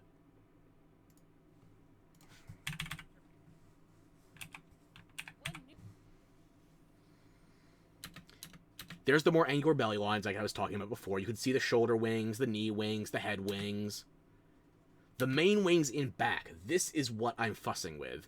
These shrunk, and they were already small to start with. one newly discovered Mega Evolved I think its main wings from the previous stage are smaller now than, like, a Zubat's wings. I would have to do, like, a 1-to-1 scale comparison, but god damn, those shrunk. Pokemon, Mega Dragonite, has distinctive The more angular belly lines, those are easier to see in the sliding, Dragonair-like features, as with the like horn. wings on its head and a pearl on its tail. While tackling rogue Mega Evolved Pokemon, But why pull from the previous stage instead of pushing it further down its evolutionary line? Why regress? Just for, I guess, stylistic purposes? It is Lumiose. It's a very aesthetically shallow city in Pokemon, but... okay. Dragonite got something. Blessings counted. you'll want an ally from Team MC at your side, plus strong bonds with your Pokemon. Wait a minute. NPCs in this one. It didn't occur to me until just now. Is this the equivalent of a raid? While tackling rogue Mega Evolved Pokemon, There's Naveen. There's Lita. What about Blondie? Urbane versus Tawny. strong bonds with your Pokemon.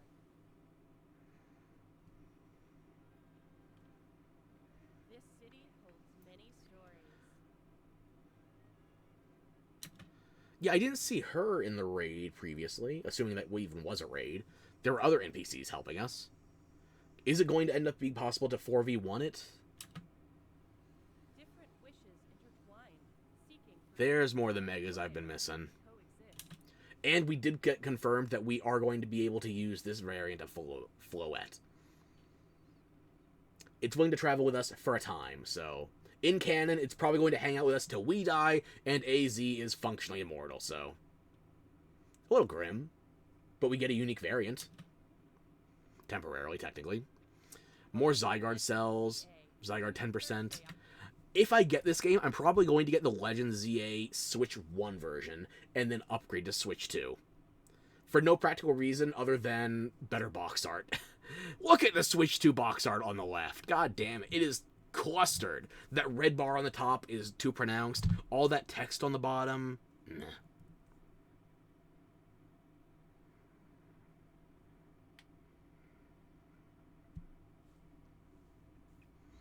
Includes the Nintendo Switch game and the Switch 2 edition upgrade pack. I guess if the Switch 2 version is confirmed to be compatible with the Switch 1, maybe. But I think I'm just going to get the Switch 1 version of it. Oh, and oh my god, I'm blind. What? The release date is half the damn screen. October 16th. Isn't that like within 2 weeks of Metroid Prime 4? Did I pull that release date out of my ass? Hang on.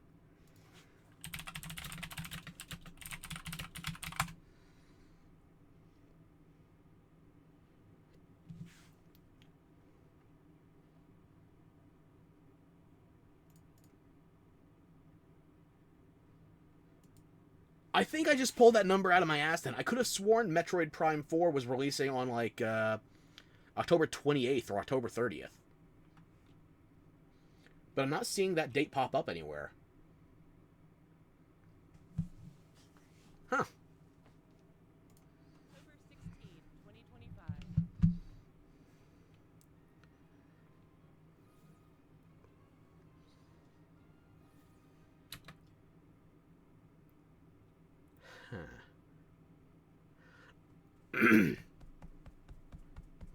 Available to claim until February 28th, 2026.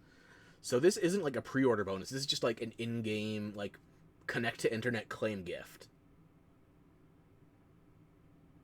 They're not going to make God of War right exclusive to an early adopter, are they?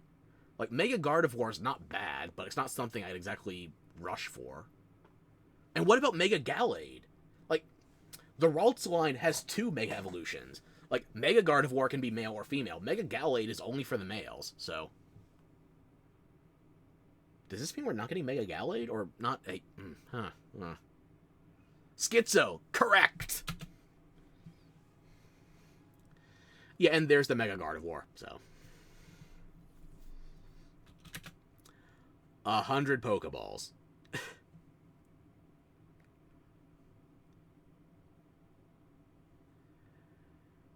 You can claim the code until the same day the Ralts ends, but you can use it for another week and change. Wow. 100 Pokeballs. That's basically nothing. Once you make it so our inventory actually has weight, then I'll care. What did you think? Pokemon Legends ZA is releasing on October 16, 2025. We hope you're looking forward to your new adventures in Lumiose City. That's all for today's presentation. Thank you very much for tuning in.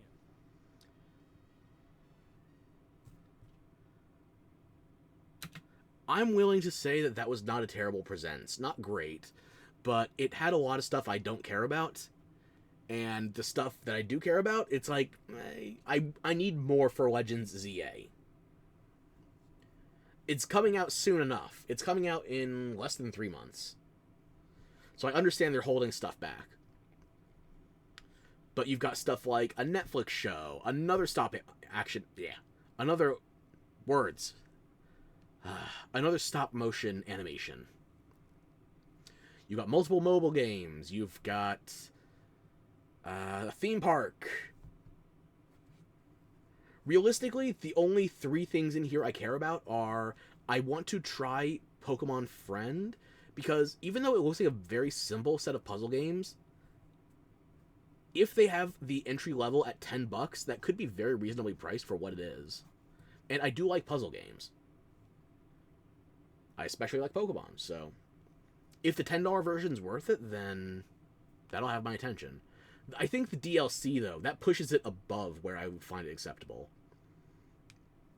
Like, for a freemium mobile game where you can pay to do more than 1 action a day, the stamina in the mobile version is nuts. If you get this off the Google Play Store, which, notice I said Google Play Store, not the Android store. My brain is starting to wake up, which probably means that my painkillers are wearing off. Fuck it, I'll work it out. You get the free version of it. That buys you maybe 5 minutes of distraction, tops. Once you have gone through the initial tutorial, it doesn't seem like you have much to do with the free version. So there's probably a good reason they didn't do a free release on Switch, because on console, just the free version would be nothing. That can only get away with you can only get away with it on mobile. I'm losing the ability to talk again. Fuck. I'm going to check out the Treasures of Ruin raids for Scarlet and Violet. I need to look into the mass event outbreaks, as well as those mystery gift codes for tracksuits. So I might deal with those at... Well, actually, Wo-Chen is going to be theoretically live tomorrow, and it's only going to be up for 10-11 days, so... We'll see how difficult it is. Maybe I stream it, maybe I don't. It's not a 7-star raid, though. I feel like the difficulty is not going to be that fun. And even after I do finish the raid, I don't get to catch the thing. I'm reliant on the mystery gift after the fact, so... It's a 5-star, not a 7-star. It's probably not going to have rewards that are worth grinding. It'd just be better off to wait for the mystery gift where you actually get it. I should stream it? Maybe. That's it for Scarlet and Violet, so... The 3 things I care about in here are Legends ZA, Scarlet Violet, and Friends. Maybe a little bit of the stop motion animation. Because I didn't watch that much of Concierge, and now they've got another one with, Surfetched. So... I could stand to check that out, maybe. Slice of Life is not usually my cup of tea, though. And it being a words! It being a stop-motion animation that is very divergent from the kind of stuff I do like in Pokemon, I don't know if it's going to grab me. I can try it again, though. I'm not going to try Unite. I'm not going to try Masters EX. I'm not going back to Cafe Remix. You fucked up Cafe by adding the remix version. I will not forgive that. Bastards. Ugh. But yeah. What else did they have? Go? I don't play Go. I don't go anywhere. Oh, Champions. Hang on. I need to look this up before I forget.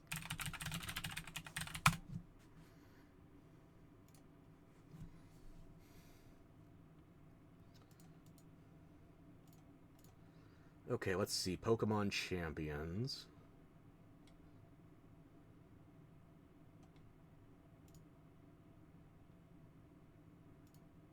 That's more ZA stuff, ZA stuff.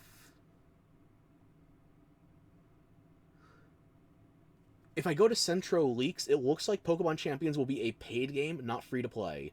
Victory points, the game currency you use to recruit and train Pokemon, cannot be purchased. They can only be earned in ranked battles. Oh. That is a happy surprise.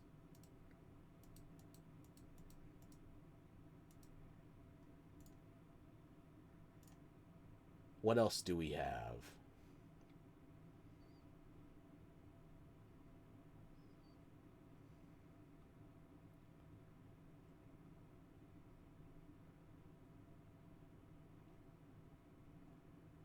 We really don't have anything definitive in terms of, like, well, 2026, we have a release year, but not a release window closer to it.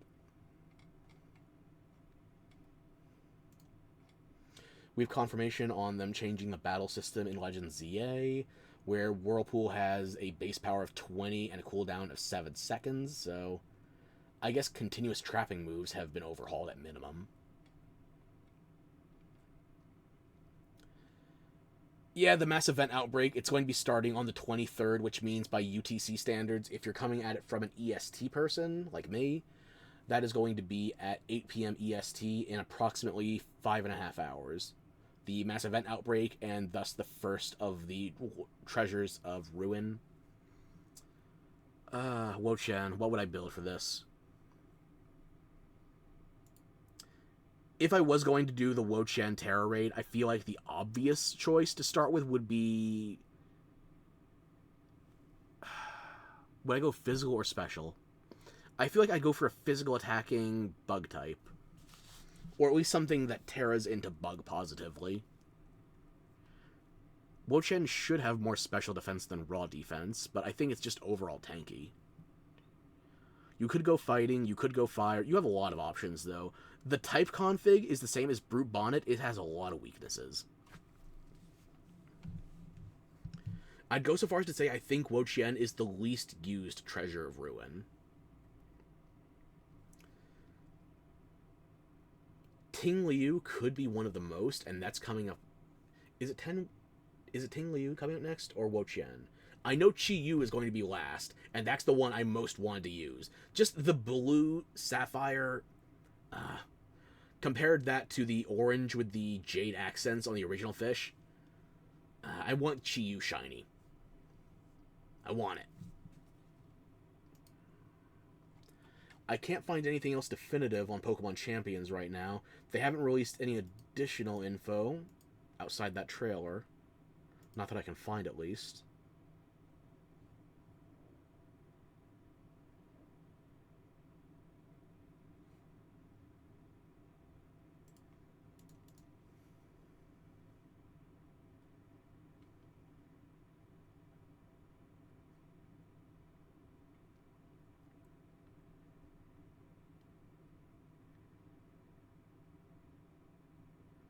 While many of the traditional hurdles to train a competitive Pokemon team are gone, the Pokemon Company couldn't help but keep something in place that might hurt them in the long run.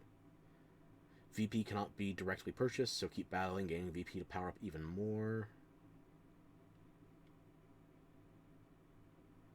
Recruiting a team will cost 6K. That sounds about right.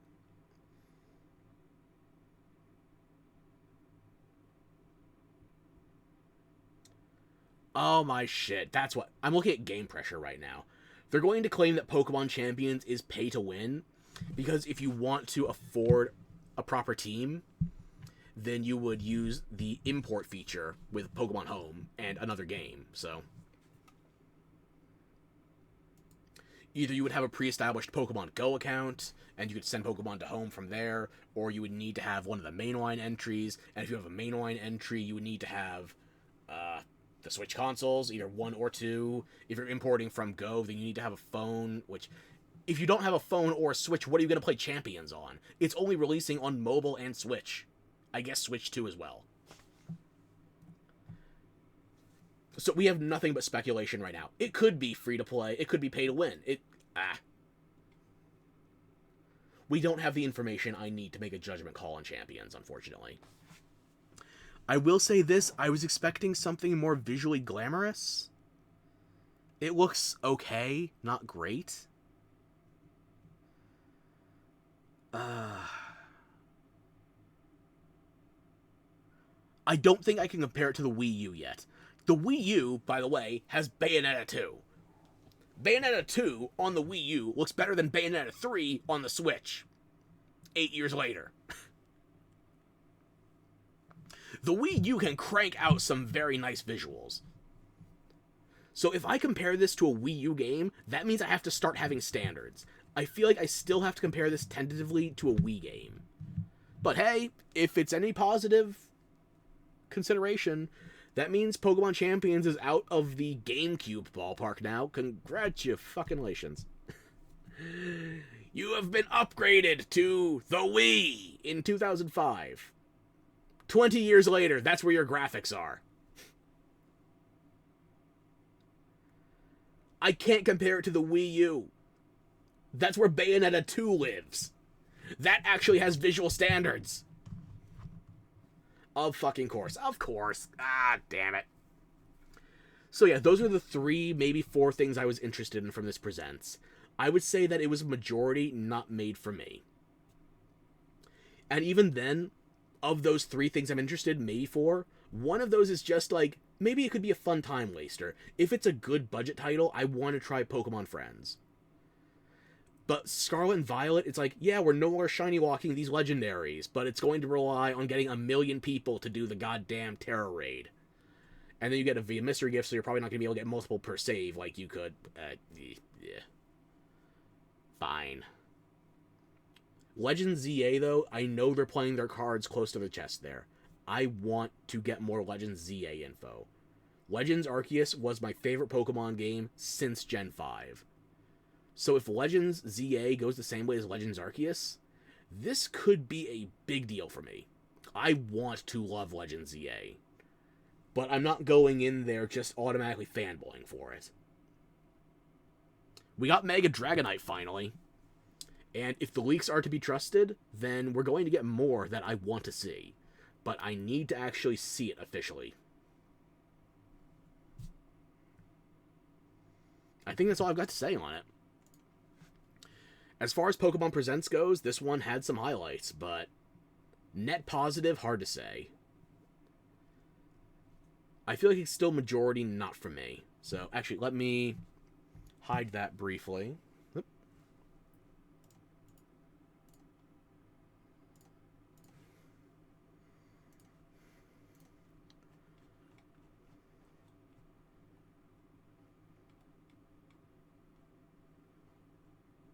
Don't worry, I'm still here. I just want to pull up another thing we should look at.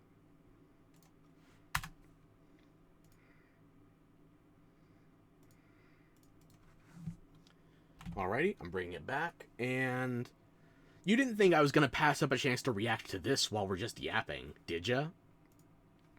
We have the final trailer for Monster Hunter's new Summer Festival, It should be going live tomorrow.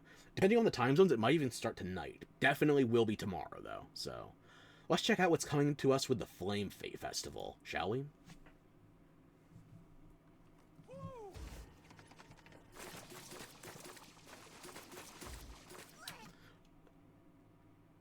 Water guns? Are those emotes? Are those going to be like... They can't be slinger equipables. You can't use the slinger in the Grand Hub. So those are emotes that they're using for water guns then. Also the outfits.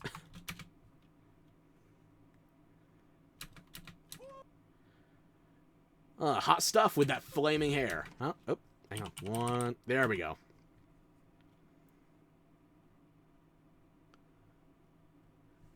Can they call these water guns actually, or do they have to be water bow guns?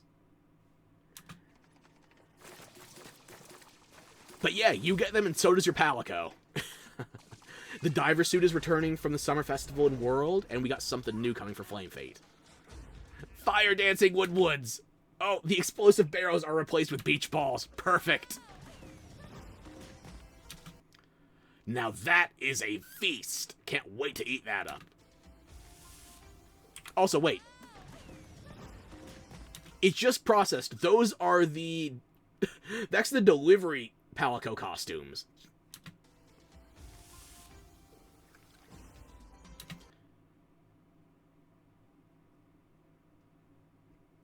I don't understand your hat. The brim is sinking way too much. But Alma is trying to make it work. And you have 3 tiki heads on a necklace. And a gold necklace. And Alma, I'm sorry to say this, but I think you might be an auntie. Not an anti, an auntie.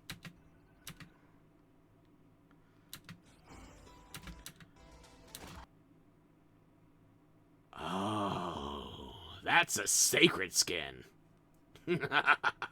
Who wants fried chicken?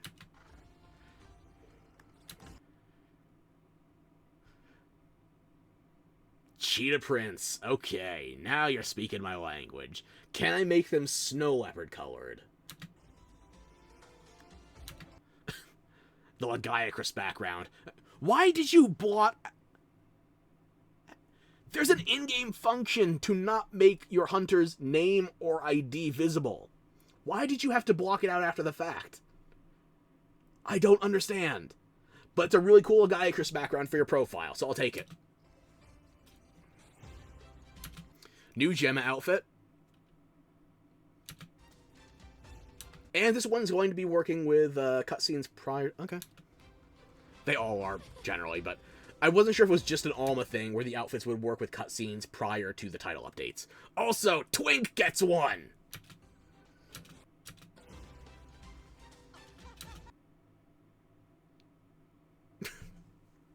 Oh. That fucking nerd. He's amazing. 10 out of 10. I'm not going to pay for this skin, but I will use it while it's free. Why is Fabius only available during the summer? Is this his vacation from guild work? To go do more work with us?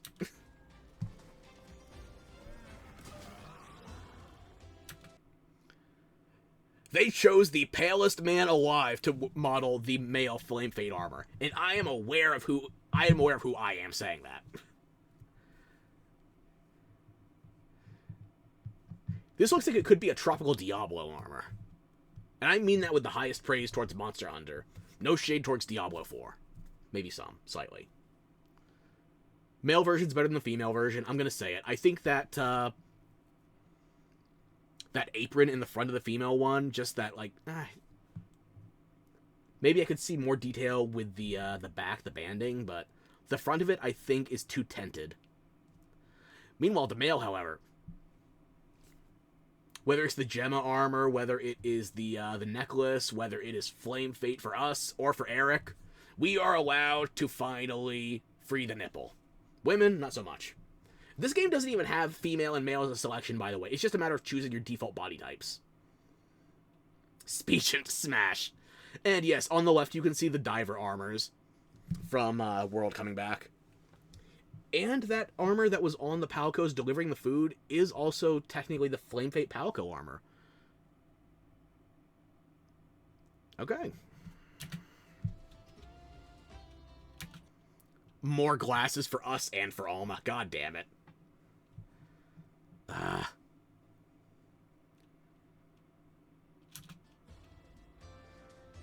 Why is Alma the only blind one? Can't I put extra accessories on Twink? Also, yes, this is probably the gun lance I have saved on my wish list right now. Because it's the gun popper. The corncob gun lance. And as you can see, roasted. That's quite the reload animation, isn't it? I don't even play gun lance, but I know this one. If you give me silly weapon options in any game, I don't care if I actually play them or not, I will make them. More fireworks! More concerts!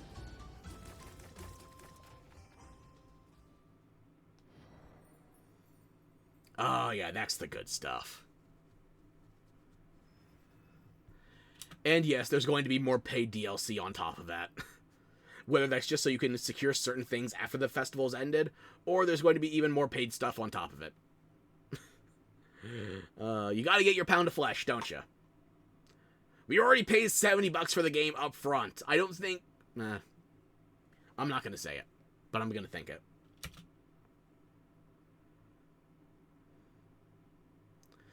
So that is the Flame Fate Festival starting from Monster Hunter in less than 48 hours. I'm looking forward to streaming that, because in addition to everything else they showed off in this trailer, I guess they had this trailer ready before they prepared the change with the Arc-Tempered monsters. A.T. Uthduna is starting on the 23rd as well. So we're not just going to have a bunch of new cosmetic stuff, we're going to have a new proper challenge in the game. Arc-Tempered Raydao is coming back, and he's staying back with the changes they're making to Arc-Tempered events. They're not going to be events anymore, practically speaking. And Uthduna is going to be bigger, badder, and wetter than ever. I'm looking forward to that. Is there anything else? I guess, let me bring this up.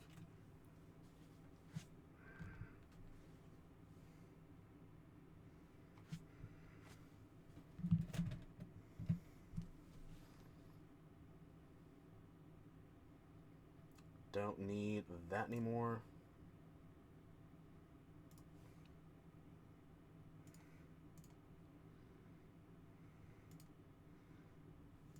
There you are. Okay. I need to turn down the audio just a bit because the Switch does not play nice with the default balancing. So I figured while we're thinking on everything we've just seen, we could play a little bit of Pokemon Quest. And this is another game that has a free version of it, which is what I currently have. But it does also offer... Actually, let me close that for a moment. Show it to me in the eShop. I will show you what kind of DLC they offer for this.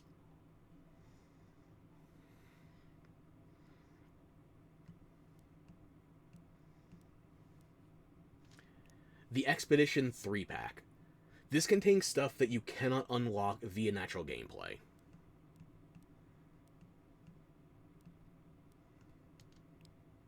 It won't detail it for you like that, though. So you go into the individual packs, and maybe this would be more transparent if we were actually looking at it in-game. But yeah. Each one of these packs gives you another cooking pot. Cooking is vital to attracting more Pokemon for catching, as well as for training. So you are effectively hamstrung by 75% if you don't get the DLC for this. You are going to be going 4 times slower if you don't pay for the Triple Expedition bundle, which is what I've been doing. Now, these would look like they're going to be about 18, 28, 33. You save about $3, 10%-ish, if you don't get this as a bundle. But there's more DLC they'll charge you for as well. They will charge you for one-time consumables, or not consumables, for equipables. These are items that you can use like a Scatter Shot, Broad Burst, Whack Whack, Weightless, Stay Strong, Sharing. These are equipable gems that you can put onto your Pokemon to have their attacks get minor modifiers. And they're $3 a pop. I think my sharing stone, I have like 3 or 4 of these now. They were not so difficult that I put in like $12 of effort. And there's some of these that are tied to main quest progression, but motherfucker, excuse me, sorry.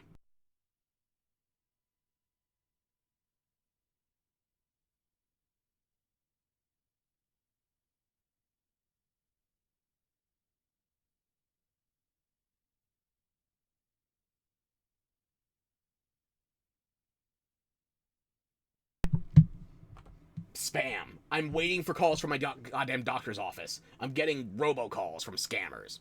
Fuck. Anyway. These 6 items here, these $3 items, these are worthless. They are not guaranteed drops by any measure, but they're not so rare nor so critical that you should be shelling out for them. It's these expedition packs that bother me. Because if you don't get the 3-pack bundle, you are missing out on 3 cooking pots. You need to be running cooking for catching and for training. So, I feel like the game has been hamstrung, but I have made progress in it regardless of what they want to charge for. And this is a game that I think was designed mobile first and then ported to Switch after the fact. I don't remember the exact release window. So yeah, me playing with a controller, trying to treat this like a console game, is actually making it so I play slower.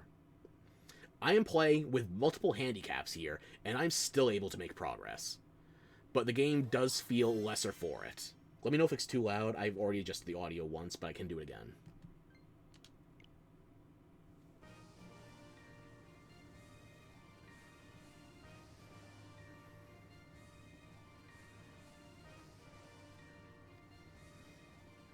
Audio's good? Okay. 2018, so yeah, 7 years ago.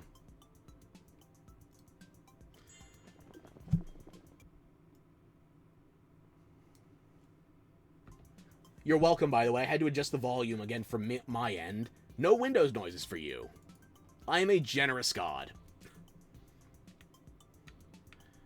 So here's my team right now. I have a Charizard, that was my starter, I fully evolved it. A Starmie. There's no stone evolutions in this game, so Starmie I had to get to level 36 to evolve it.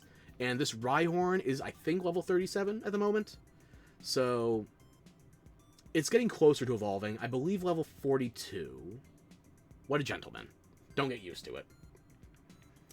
But yeah, as you can see here, no matter what version of the game you're in, you have these 4 slots open here with the these burnt yellow hay squares. This is where all the cooking pots would go. Whether you buy them or not, you're going to be reminded that they are left empty. Will or nil. These are the statues I've unlocked by playing over time. I believe this was 1, 2, 3, 4, 5, and then this was the 6th statue. You need to unlock 10 statues. They're the equivalent of badges in this game. So you get the statues, you progress throughout the various territories, and then you can explore more. This drone is actually what's been telling us where to go. Checking out new zones. And as you can see here, I have a bunch of my Pokemon that are out and available in the open world, but if you go to Edit Team, you'll see everything I have at the moment. Everything past the first 20 slots, by the way, you have to buy.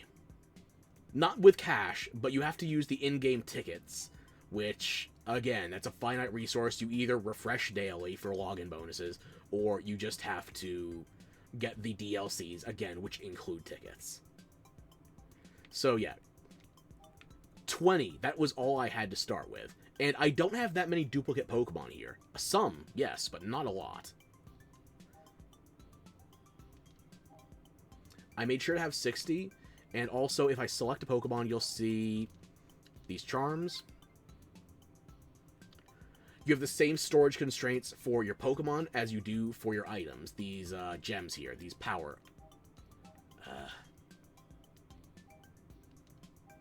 And again, it's not like you get the same amount of storage for one as you do for the other. These are treated as separate storage systems, so you have to use tickets for each of them separately. You get 20 to start with, and then you can increase in increments of 20 as you use your tickets.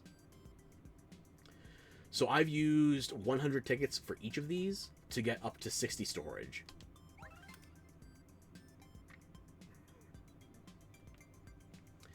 And you want to know what's terrible about the training in this game? Well, let me show you something.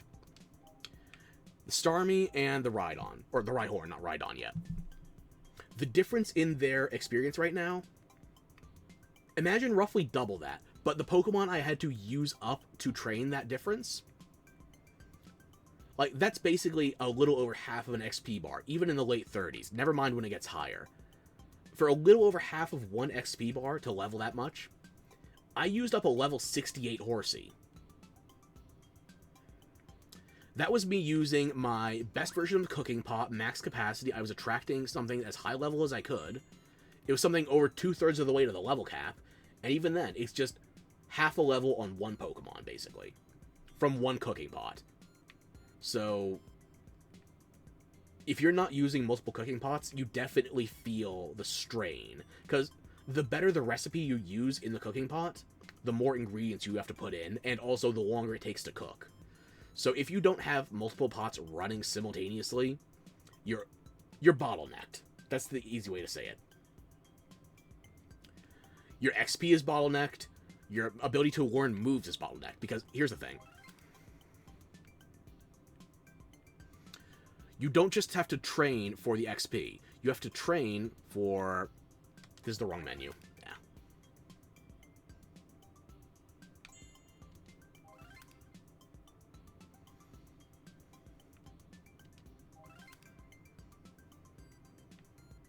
Here we are. You don't just train for level ups. And keep in mind, I don't have any Pokemon that are over level 40. I had one that was level 68, but it didn't have any good moves or any good slots on it, so I used it as training fodder to get my Rhyhorn half of a level. Half. So the Pokemon that you find via cooking, the ones you catch, that's not just your bottleneck for leveling up. You also need to use those same Pokemon for a chance at learning a new move. Like, okay, let me throw in a Growlithe. Now, that is one of my highest level Growlithes. That's one of my highest level Pokemon overall, and it gives me a 60% chance at a new move.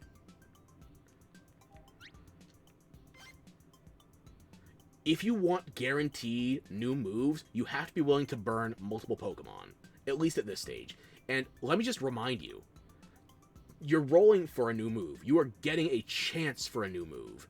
You don't even know what that new move is going to be. If I could choose, I would want probably Dragon Claw on this Charizard to replace Scratch.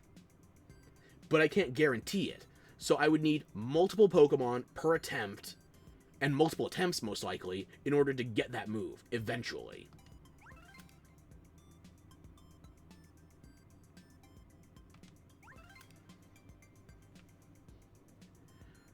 So how does the game sell you those options? Well, you go to the store on the top right. It's very mobile laid out. You'll recognize things. These decorations that require you use tickets to get them, these give you passive buffs, like red, blue, yellow, and gray drops. Those are the ingredients you use for cooking. Then you get to, say, XP from level up. So you're already bottlenecked enough by the leveling process if you don't have multiple cooking pots. But if you want to benefit from the most, you need to invest more tickets into these buffs. Like ×2 for XP from level up. This is times 0.15 for move learning. This is a ×2.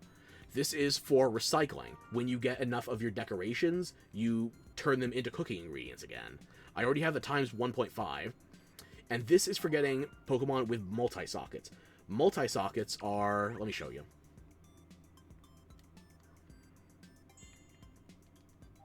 I'm not currently using anybody on my team that has a multi-socket. But I do believe I have...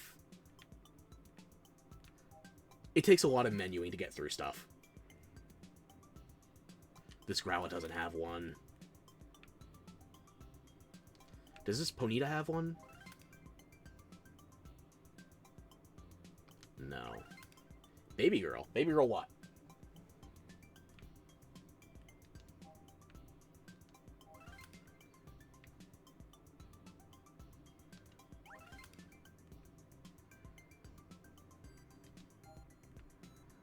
I think the Bulbasaur might have one.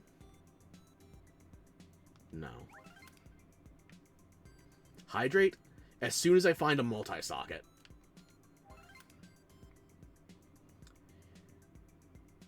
Even if this wasn't designed for a touch interface, it still feels like there's too much menuing back and forth, whereas you should just be able to scroll left and right once you're inside of a summary menu.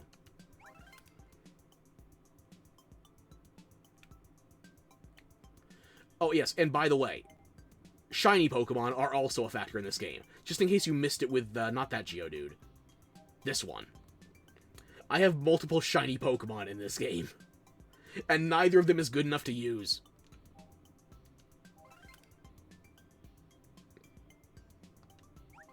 I know I have to have at least one multi-socket Pokemon, unless I burned it for training material. Here's one. Okay, this Spearow. You see the slot my cursor is rotating around right now? You could put either a fist or a heart in there. These are your sockets, and these are your decorations, basically. So you need to load these into each of your Pokemon in order to boost their stats. Just leveling up is not enough in this game. You need to dedicate equipment slots. And if you don't have multi-socket options, you have to use specifically one or the other. And these restrictions also dictate which stats you can possibly get buffed. The HP versus the attack. The overall combination of HP and attack dictates your total strength, but these smaller stat modifiers are variable. I do believe you can get all the smaller stat modifiers on either one of them. It's just the difference between attack and HP. Depending on whether you get a multi-socket or not, you might not be able to choose those. We'll go into, let's say, my Charizard, for example.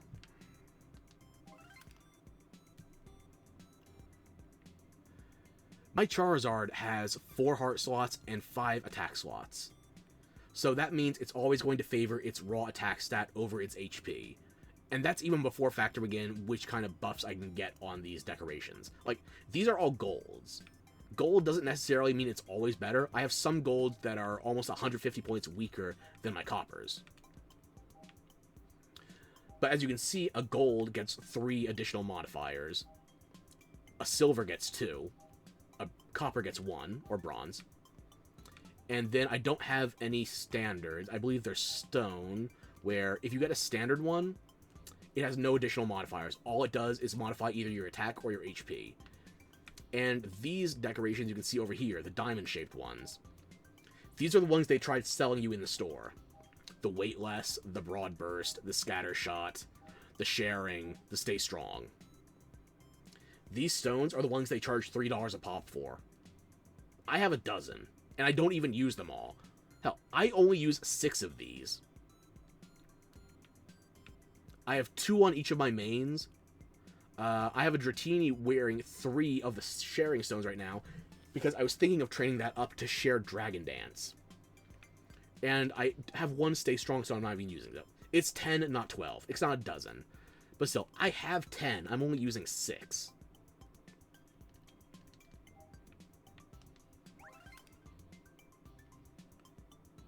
If we were to go to, let's say, Starmie, for example. Starmie is the one ranger I have in my party.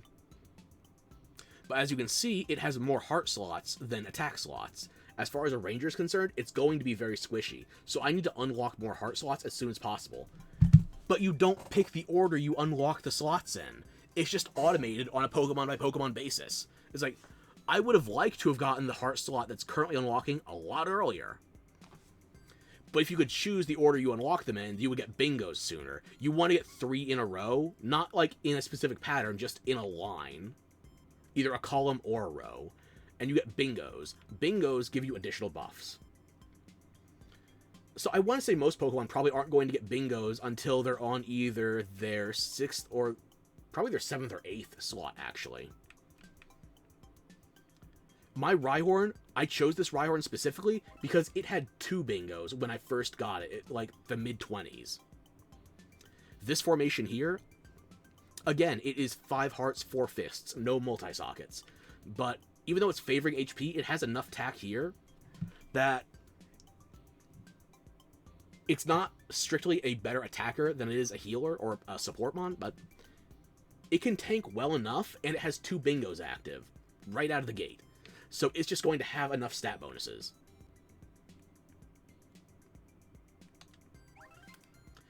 But before I hop into a dungeon and show you how that practically works, I want to go back to the shop screen.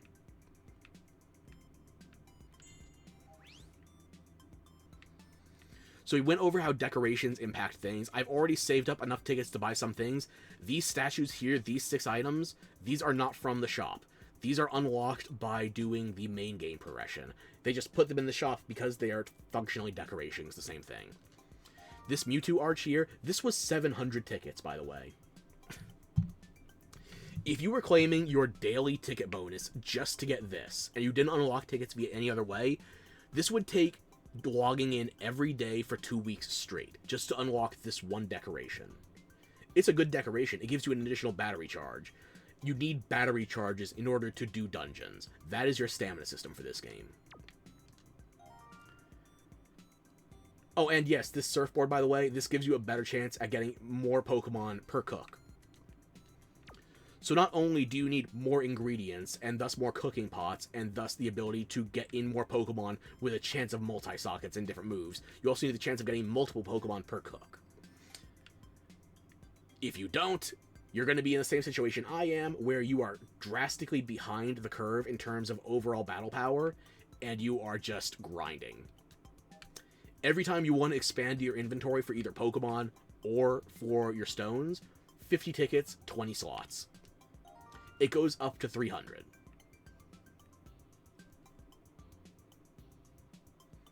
So let me do some quick math here.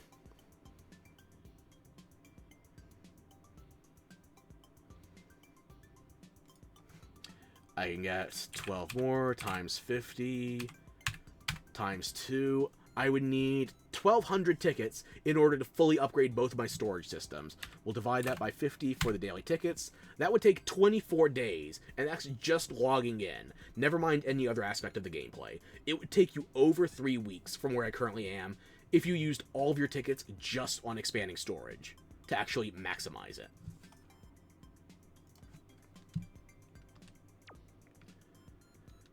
But then we get to the member service stuff. These are going to show you the bundles that we were previously looking at on the eShop.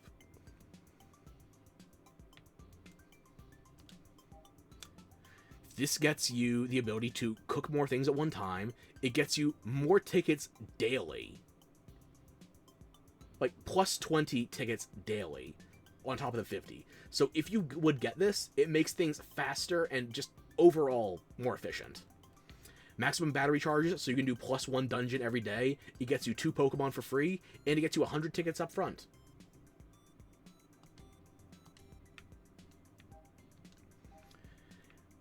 We get another unique Pokemon. I have not even found a Lapras yet in-game. This is a Pokemon I've yet to catch via cooking or seen in a dungeon. It gets you more tickets. It gets you a decoration that increases your chance of attracting multiple Pokemon. That decoration you cannot get with tickets. You have to get it in the DLC bundle. You saw earlier, you can get a Pikachu decoration for times 1.5 bonus. But if you want the one that gives you a double chance of attracting multiple Pokemon, it's only available as a paid option. And also another plus 30 tickets. So if you get those 2 DLCs, that doubles the amount of tickets you get daily. More cooking, more tickets, more dungeons, more everything. And then we get on to the last one. More cooking, yet more tickets. So this would bring you up to 140 daily. That almost triples your daily tickets. Maximum battery charges, again. Another +1 dungeon attempt. Drop size of all ingredients, ×2. Every other decoration for ingredient drop rates only impacts 1 color of ingredient at a time.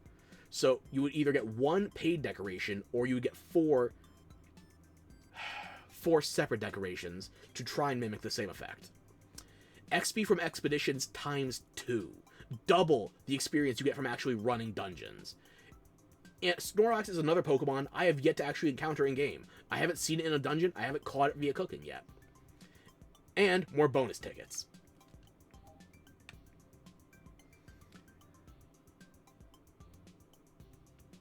Oh, and of course, there is one thing that's exclusive. If you either get the triple pack or if you get all 3 separately, only then can you get the Master Ball model as a decoration. That's the only way.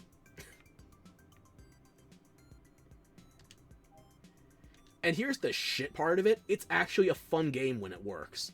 I have my hang-ups with it, but the grind, the seeming bottlenecking that pushes you towards the DLC, I can work around that to a degree. But let's get into an actual game real quick.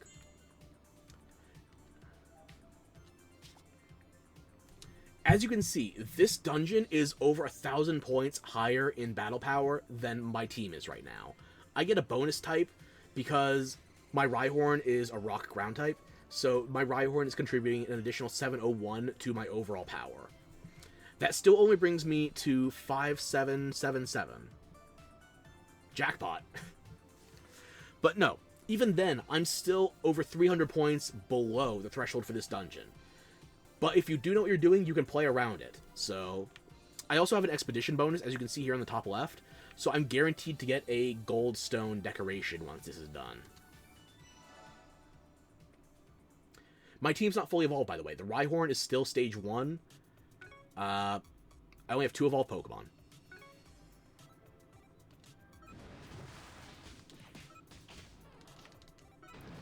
If I was using this in handheld, I could use the touchscreen to make this a touch easier. But since I'm plugged into the dock to actually, you know, record, I have to use controller manually. And sometimes your Pokemon are just plain stupid, as you can see here. You can't manually control where your Pokemon move. You can tell them to scatter and run away, buy yourself time, but I'm not steering them. I can't tell them where to go. I can only choose what attack they do.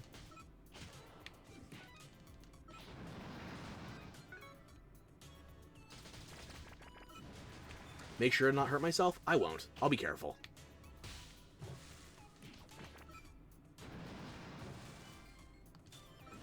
This Staryu has been my MVP for so damn long.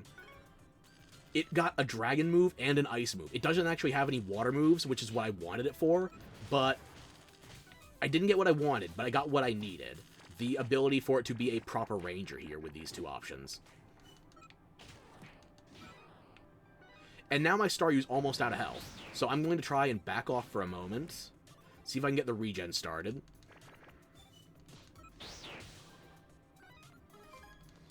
Scatter is the only command you can tell your Pokemon in terms of movement. You can't tell them where to go, you can only tell them to get some distance, relatively, and they don't stay together. Now we have a Venomoth. This is going to use multiple Spore moves. It's going to try to poison us or paralyze us. Charizard went in first. Good. It has a lot of health. It can tank it.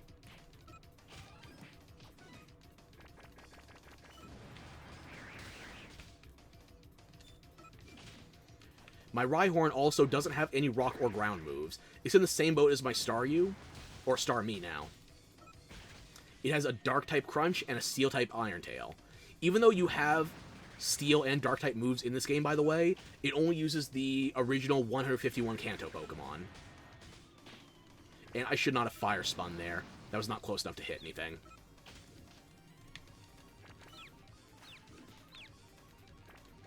Pokemon's confused. It hurt itself, but my Rhyhorn, let's see if I actually land that. Staryu. There we go. Starmie. I'm still not used to it being evolved. It was a Staryu until last night. Guaranteed Golds drop. There we go. It's a health bonus.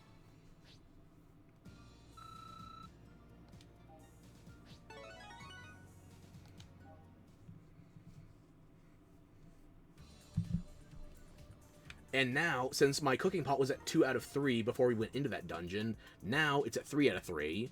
Something should have shown up. Let's see what we attracted. My last recipe was a yellow curry a la cube. Curry, yeah. So hopefully an electric type, maybe a ground type, we'll see. It's a Sandshrew.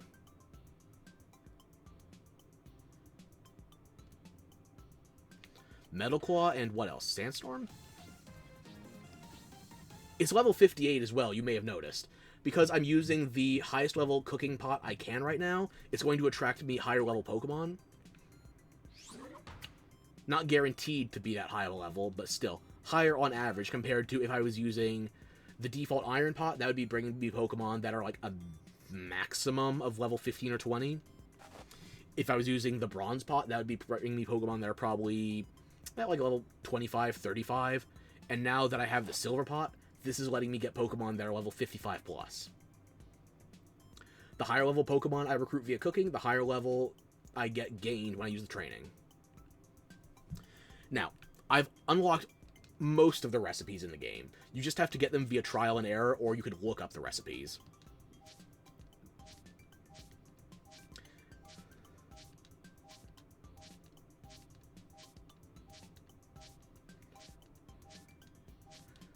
Now, even though I've unlocked all these recipes and I can see the cards in here, it doesn't actually show you the relevant combinations. Like, a lot of sweet things and a few mushrooms. Well, okay, I'm guessing honey would be sweet, but can you actually show me the, like, 5 symbols to tell me what goes into the pot? Nope. It doesn't work like that. It doesn't save that info. So if you don't remember what goes into each recipe, which has 4 variants, by the way, each recipe has a small, medium, large, and special version. I think some of them only have 3, but most of them have up to 4 variants. Thankfully, the recipes stay the same regardless of the portion size. So, it's the same recipe whether you're in a steel pot, a bronze pot, or a silver pot. But if you don't have that shit bookmarked to look up later, you're not going to remember it. I know I won't remember it, so. I'm going to throw in something for a fire type, maybe. So I'm just going to throw in 4 reds. And just so I don't skew my ingredients too much, I'm going to throw in 1 fossil. Or, hang on. Let me upgrade my pot, actually. Yeah, there we go. Because you see, the small pot is 3 a pop. The steel is 3. Bronze is 10. Silver is 15. I don't know what it is for gold yet. I haven't unlocked it. But yeah, you can tell I have a lot more ingredients than I do space in my pots for cooking, unless I deliberately want to make smaller recipes. So, this one should only take 2 dungeon runs, and then it will queue up a new Pokemon. Never mind, it's taking up 3. I guess that's just because of the raw volume of ingredients. Yeah. And you can see here is the timer in the... It takes 25 tickets to recharge your battery. It's not worth it right now. In fact, for my quests, I even have something saved where if I'm in a pinch, I could just refresh this quest reward and get 5 charges of the battery back. I'm not going to do that right now, though.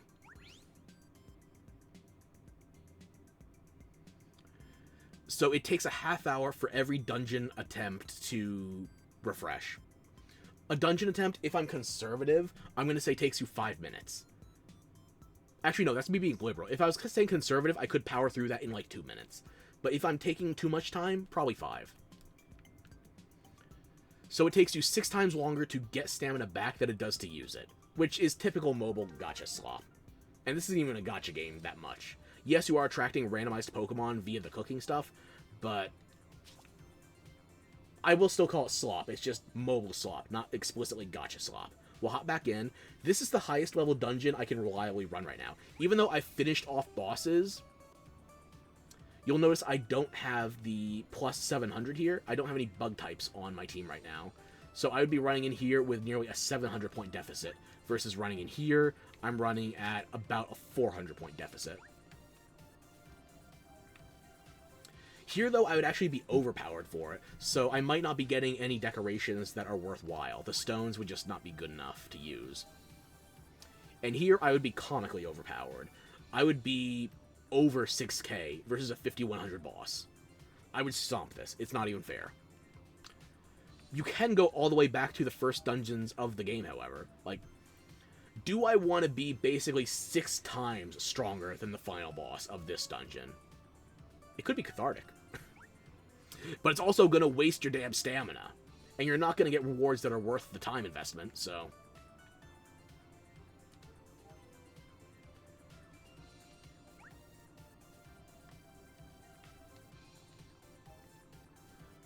I kind of want to show off multiple dungeons while we're here, since we're streaming it anyway. So I'm going to hydrate really quick. I encourage everyone else to do so as well. Moisturize.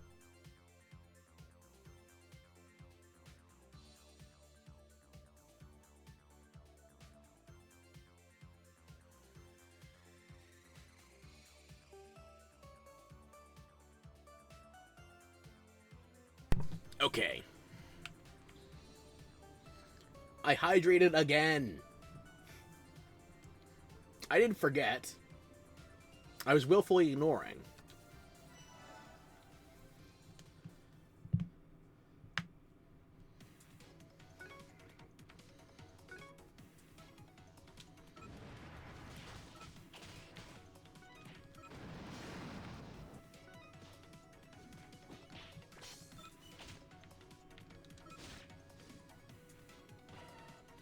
There we go. The timer's down halfway already. Good, you bitch. I have to maintain my reputation, after all. And that is a rainbow cooking ingredient. Rainbow pieces still have dedicated slots in cooking. You use them for specific recipes, is what I'm telling you. They have more flexibility, but... Again, rainbow pieces have a dedicated usage. It's not just, oh, you use a rainbow when you're out at everything else. You can, but there's stuff that still requires it. Be efficient while possible. I was playing that terribly, by the way. I could have been issuing orders, I could have been doing better attack commands. But there's such a difference in the power levels, I can just kind of wing it.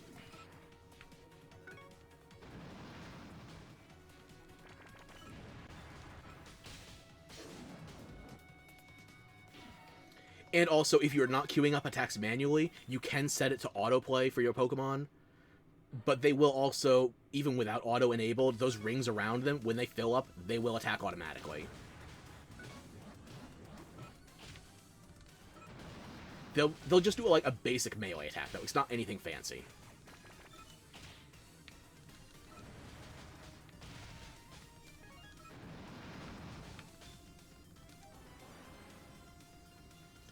Also, fun fact, because they're still using the Gen 1 cries, Rhyhorn and Charizard are functionally sounding identical.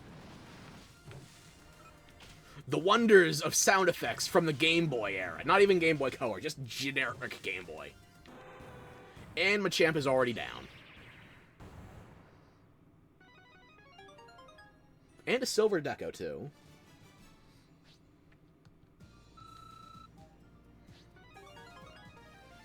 Not terrible. Maybe I'll find somewhere to... I didn't use the gold deco from last time, did I?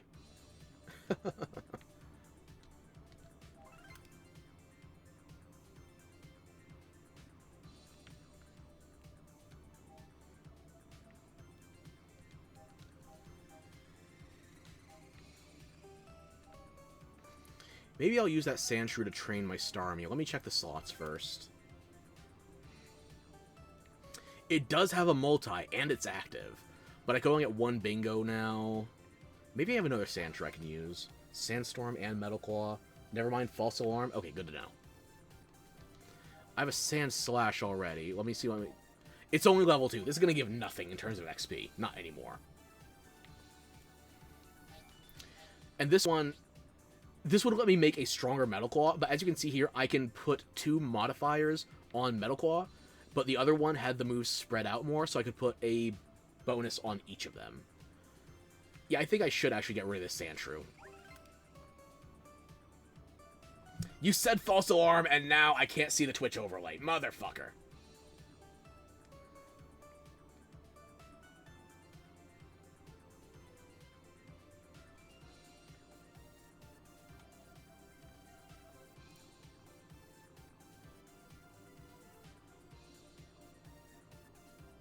False Alarm my ass. I think we're back now. Okay. So I'm actually going to keep this Sandshrew, but since we're going into training anyway, I want to show you the difference you get in XP while we're scaling that stuff.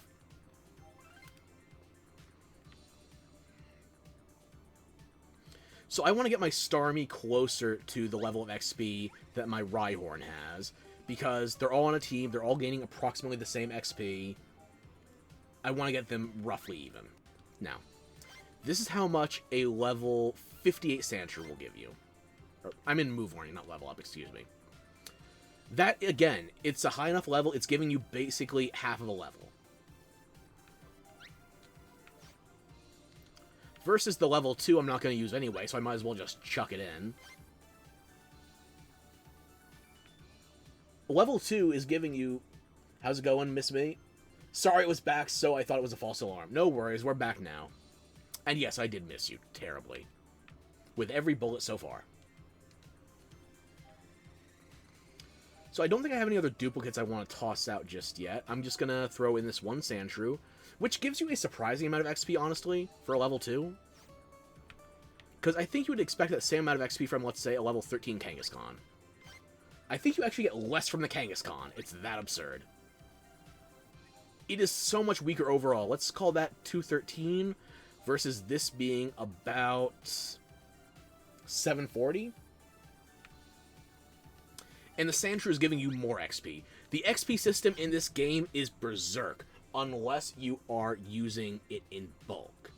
So, I'm enjoying this game. I do think I'm going to shell out for the DLC eventually, but I'm not happy about it. Because the DLC for this game has never gone on sale. I don't think I put it on my wishlist until, like, 2019. But in 6 years, it hasn't gone on sale once.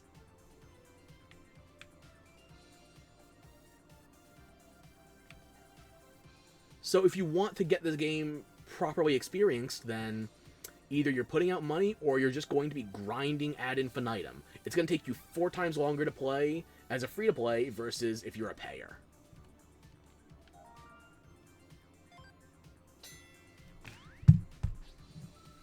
I will say this, though, as far as the comparisons to Pokemon Friends go, Pokemon Friends does not have the stamina system if you are shelling out for the basic tier. Like, the entry level on Switch, yes, it's $10, but there's no stamina system at that point. If Pokemon Quest had a way to just remove the DLC... It had a DLC that removed the battery system entirely, gave you infinite stamina. Do not fall for the cash grab. I'm enjoying the game. I feel like, maybe, I'm stronger than that. If I get to a point where I can't make any more progress, I will loudly bitch about it on some kind of social media. I guess what I'm saying is that I'm enjoying the game enough that I would reward. Like, one of my favorite games of all time was Warframe. It used to be. I enjoyed Warframe so much that after I played free-to-play for over 400 hours, I bought Platinum. I didn't use it for jack goddamn shit, but I felt like I owed them my money, because I basically played till... Like, I was getting 10 hours of fun for $1, and that was the one time I bought Platinum. Like, $40 of Platinum, $1 for 10 hours of fun, that felt fair. And then I kept playing the game. So, I gave them my pound of flesh. $40 is basically the full price for a budget game. Like, if I bought an Earth Defense Force for $40, I would feel like I was getting my money's worth as a game. I am not against spending money in free-to-play games, aside from, you know, me being a stingy, broke motherfucker. I'm not against spending money in free-to-play games as long as you are getting your money's worth, as long as you're having fun. If you're spending hundreds of dollars every season in a gacha game on a chance to get the characters you want to play, I think that's bullshit. I think if you are spending more than the price of one retail AAA game on a free-to-play game, you've already broken the intended function. Pokemon Quest charges like $30 for what it's got the Expedition bundles up. I feel like I could have $30 worth of fun out of this game. I love the designs. I like the combat. The only thing I don't like about the game would be the default monetization and the stamina system. The rate at which I'm playing, though, if I were to shell out for those expeditions, I feel like that would actually be fair. And this is why I want to check out Pokemon Friends as well, because I feel like the $10 model might be fair enough. Would I rather have more puzzles? Yes. Do I know that it would be worth $30 by default? I don't know that. So maybe it would be worth checking out more of the free-to-play mobile version and then extrapolating from that before I commit to the paid Switch version. This is to say, for all of the crap I will give Pokemon in recent decades, I don't hate their free-to-play games just because they're free-to-play. I have to give them credit when I think they're making a fun game versus when I think it's just a value proposition. Whether or not the game is worth what they're asking for. Whether or not they are monetized something past the point of reasonability. Like Pokemon Unite. Pokemon Unite has battle passes. It has cosmetic DLC. It has goddamn paid power-ups. Pokemon Unite is not worth paying for. I don't even have to say that as somebody who dislikes MOBAs. I tried the game just looking for, like, a glorified ARPG. Pokemon Unite is not worth it. Pokemon Masters EX is gacha bullshit. It's not worth it. Pokemon Go charges for goddamn everything now. Even when I started playing, it's like, I can't travel that far. I don't think this is worth it for me. Now it's monetized out the ass. Pokemon Go is not worth it. Pokemon Quest, however, I feel like it is a solid enough game that they could get away with asking for money up front. Never mind the DLC for a free-to-play version. I think that's fair. Pokemon Friends could be the same thing.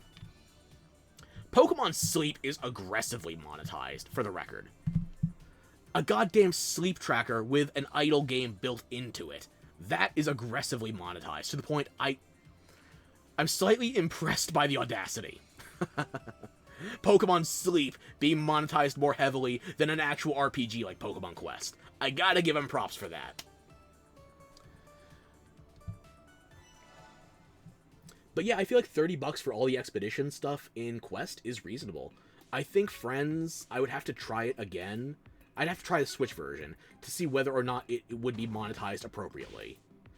Do you get enough puzzles out of the bundle that actually justifies it being like a $30 bundle? At $30, that includes the base game, by the way.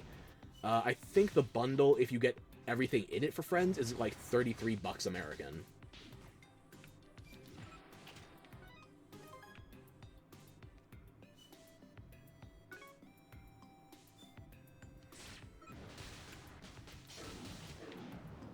So yeah, I will call out Pokemon games that I think are not priced fairly. I will call out games that I think are too aggressively monetized.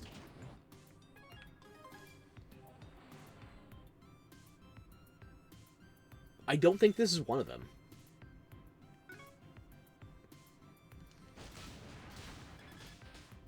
Then again, Pokemon Quest is effectively done now. Versus all these other Pokemon free-to-play games I'm talking about from today's Pokemon Presents, those are continuing indefinitely. So, unfortunately, the games I enjoy are rarely priced in a way that would actually be sustainable. Most of the free-to-play Pokemon games rely on whales. I don't like that. I discourage whales. This Golem, I think I've only beaten it once, but now I'm over-leveled for it. We'll see how that shakes out.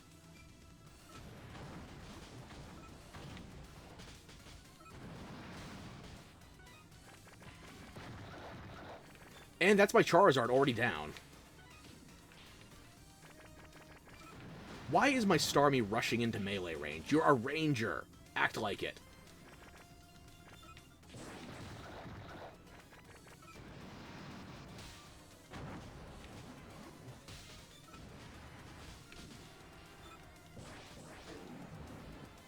Rhyhorn, I just told you to scatter. That's your fault.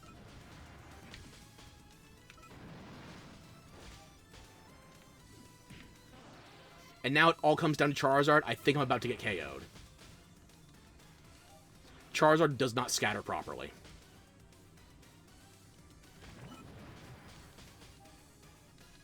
Charizard, I told you to run. Run, damn it. And we miraculously cleared. That was against the odds, honestly. Because my team was not doing what I needed them to do. I'm distracted. I'm talking a lot.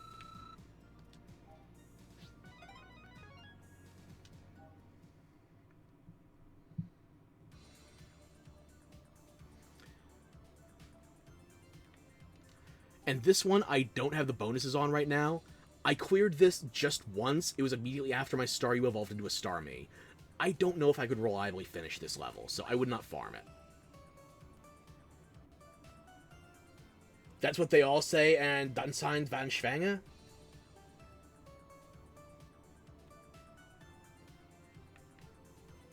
I don't Deutschland the goddamn text, so I'm gonna have to rely on you to not type anything that would be terrible for me to read.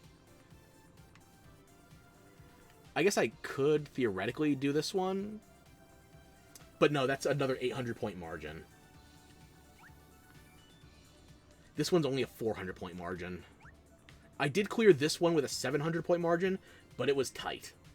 I would not recommend. Nah, I said that very well. Excellent. Flying by the seat of my pants. And then we get to the next two zones. Again, each one of these is going to have their own statues unlocked.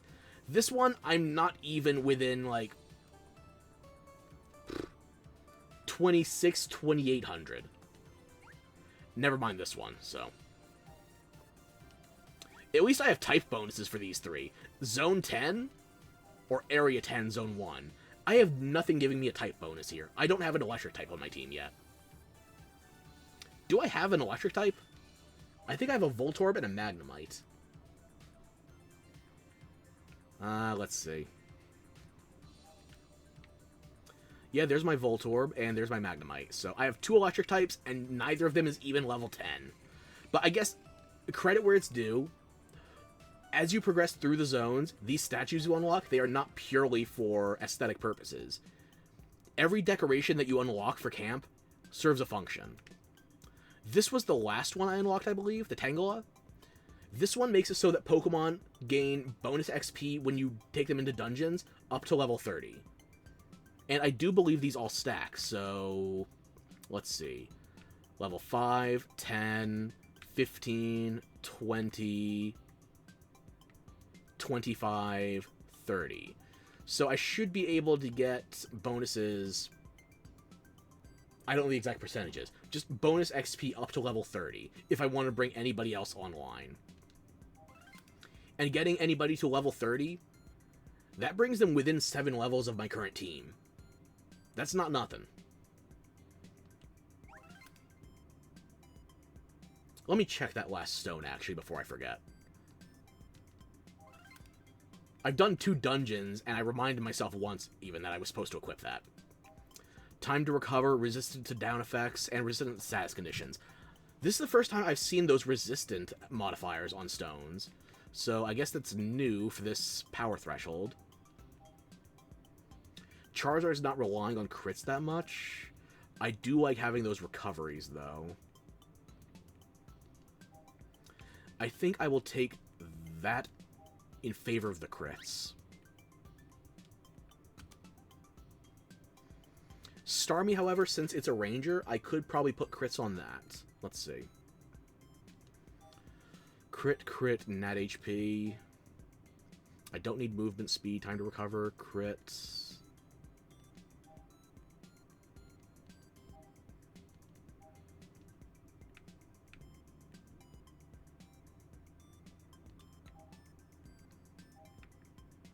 Yeah, I'll put that in the center instead. Okay. Oh yeah, I previously mentioned the stone decorations before, so as you can see, stone, no modifiers, bronze, 1 modifier, silver, 2 modifier, gold, 3 modifiers. And they do have these other... There's a weight to it, whether or not you want to see the value of these smaller modifiers versus the overall just plus to HP or the plus to attack. It's not necessarily always going to be that the highest team overall strength is the best compared to what other decorations you may have. It's a general rule of thumb you always want to be using gold, and that you always want to be using the highest number. But would I equip a 297 just Mighty Stone versus a 217 gold that also has crit, time, and HP, as opposed to here, it's just movement speed? Movement speed leads to positioning problems if you're not careful. If you have one Pokemon with much more movement speed than the rest of your team, it's going to get surrounded, and it's going to get gangbanged by random wild Pokemon. And I've talked about how fucked Quest is in its own way. I don't need to add to that equation. Let's try one more so we can see what comes out of the cooking pot.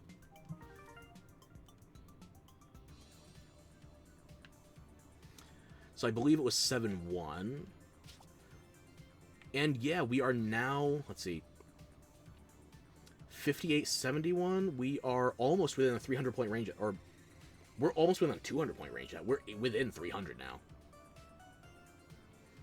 I guess we could technically try this, but that doesn't feel like a guarantee. Then again, you want to see me suffer, so...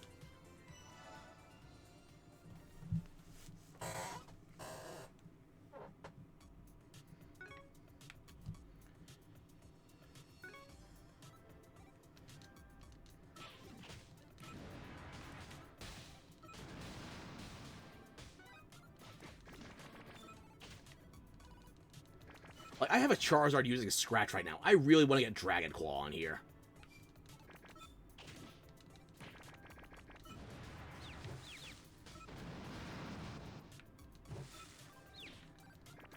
And I got Confusion, too. Goody. At least my Ranger is staying far enough away from the spores to not be confused or paralyzed. So yeah, you can spam Scatter if you want to try and buy time for your Pokemon's natural healing to recover a little bit of HP. This is the first time I've seen Pikachu this entire goddamn playthrough. I think I could have chosen one as my starter, but otherwise, the mascot, the flagship, he has taken his time.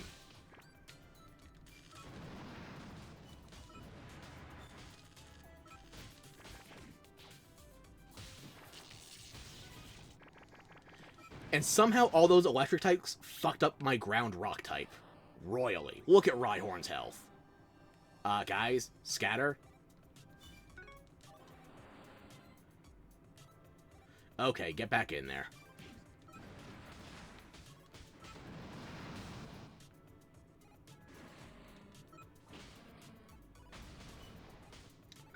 That explosion hurt quite a bit.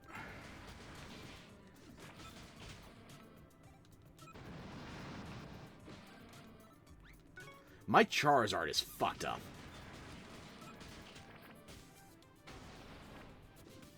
Charizard is down.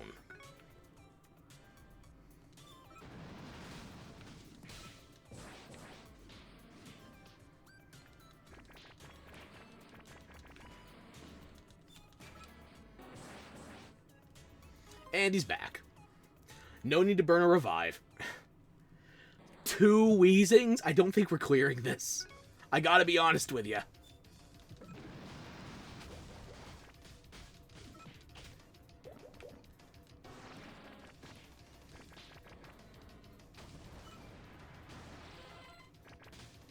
Yeah, Charizard's the only one left, and he's already weak. We're not gonna win this one.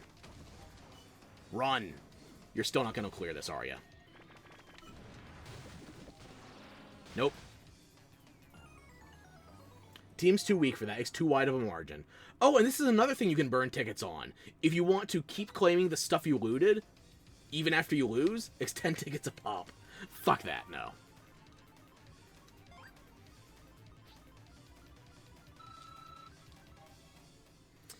Even though we did lose that, it should still elapse time for our cooking pot, so let's see what we got.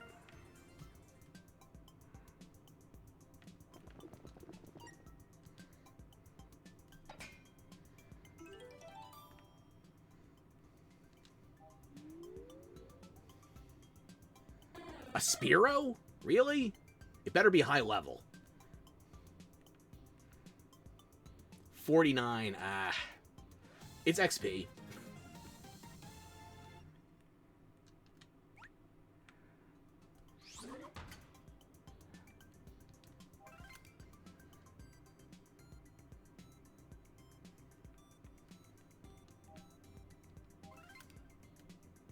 Womp womp. We'll do one more just so we don't end on a loss.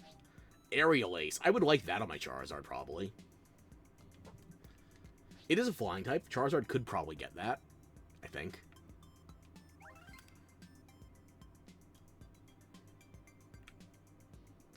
How much XP would that be good for? Actually, not this one. I have a lower level Spearow.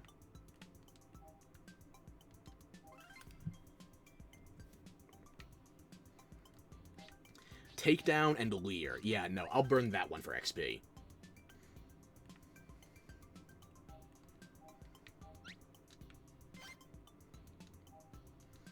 So I'm looking to get the XP just past the 7 there. Not enough, but it will get it closer.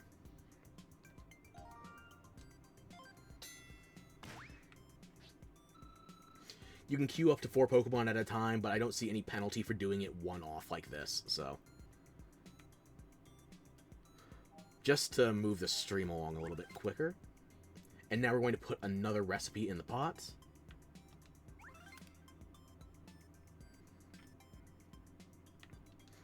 It does appear as though we've unlocked all but one ingredient for cooking. This last one, the 0 in the bottom right corner, this is for legendary recipes as far as I know, and there are 5 legendary Pokemon in this game. Articuno, Zapdos, Moltres, Mewtwo, and Mew. The dex in this game only goes up to 151, so as you can see here. I've encountered almost a third of the dex thus far. And this only counts Pokemon that you have in your team availability. It doesn't count what you've seen in dungeons. Like, do you see a Koffing, a Weezing, a Pikachu, any of that in here? No. Even though we just fought them in that dungeon right now. And I'm actually not even certain if Mew is in here. I think it is. I don't know it is. But definitely Mewtwo and the 3 legendary birds are. So let's just throw in another recipe here. We'll set it to another steel pot, because we need the XP off of higher level training mons.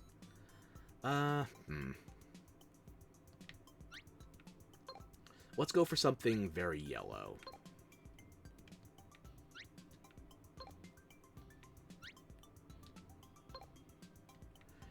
And even if you fail to make a functioning recipe, as long as you put in all the ingredients, you still get Mulligan's Stew a la Cube. So you can randomly get basically anything.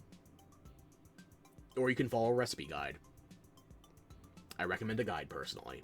Because the recipes in this game, you can have the recipes fully shown off right here, but they don't actually tell you what to put in for each tier of the recipe.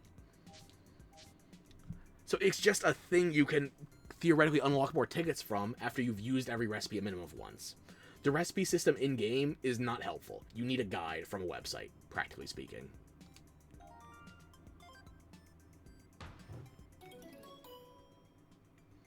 Did I get anything else from quests, or is that just the one I've left?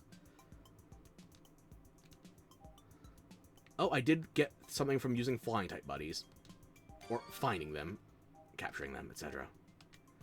I keep that one that is from 50 dungeon delving, just in case I need to burn battery later. I have not needed it, by the way, just I'm holding on to it. So let's go back to one that we know we can clear. We have like a 300 point margin here, if that, so we'll stomp it.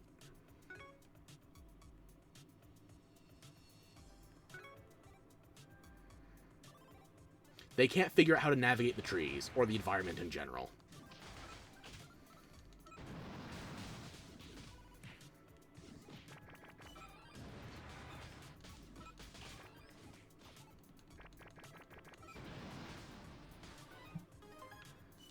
Take a little time to recover.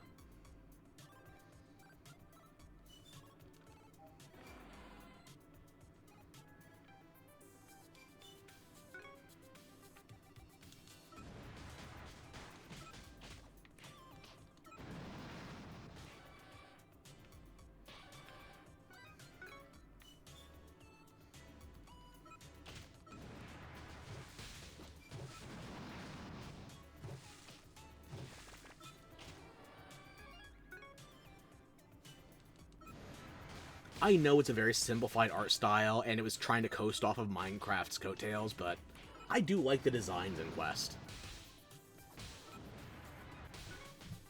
I don't like them as much as the base game for Pokemon, generally speaking, but they're cute. They have their appeal.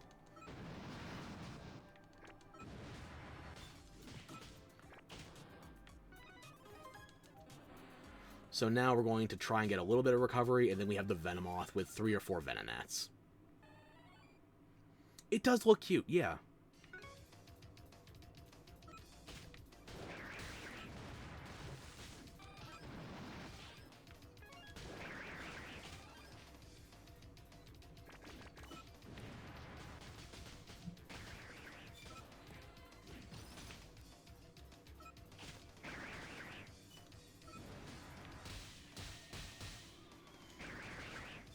Twister pushes away up to multiple targets simultaneously, and it can hit them over again. Fire Spin rotates around, same as Iron Tail. Has multiple projectiles, you can modify that. All of them were paralyzed, and we still got the kill here. If it wasn't Pokemon, you'd give it a try. If you are ever curious, it is free. At least the base version, but I've said my piece about why I think the free version is kind of hamstrung. And I actually want to try something that I've never done, even getting this far in the game. Let's go back to... This one had a boss that was aggravating to me. I think it was a Beedrill boss that would randomly KO me even when I was overpowered for it, even beyond the bonus type. I think I was like low 3k and I still had bonus type from my Charizard. So it was like, I was over the level for this by probably like 1400, and I could still get randomly KO'd by the Beedrill boss here. I'm gonna give it a chance though. Even though I'm phenomenally overpowered by it, overpowered for it and by it, I guess. I'm going to do this on full auto. So I'm just going to leave it to my Pokemon and see how they play.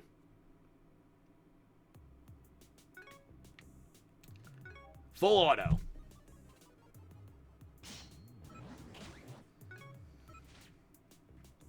It will start with either a Metapod or Kakuna, and it will surround you with the pre-evolution bug type here to try and surround you. Unfortunately, they don't have the power. That Metapod did Extamdus, though.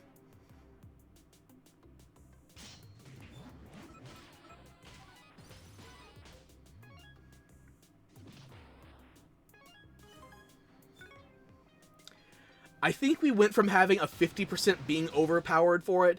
We're basically more than double its power now. And it can't do anything about us.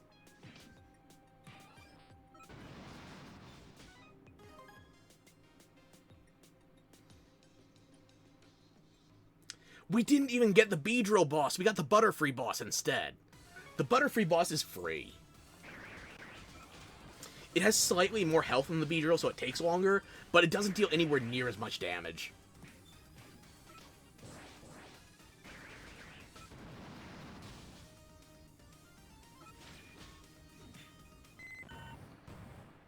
It did nothing. It had no chance at all.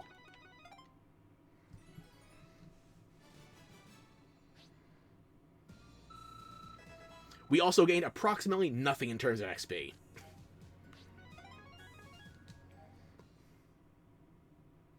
That is the power of just being overpowered.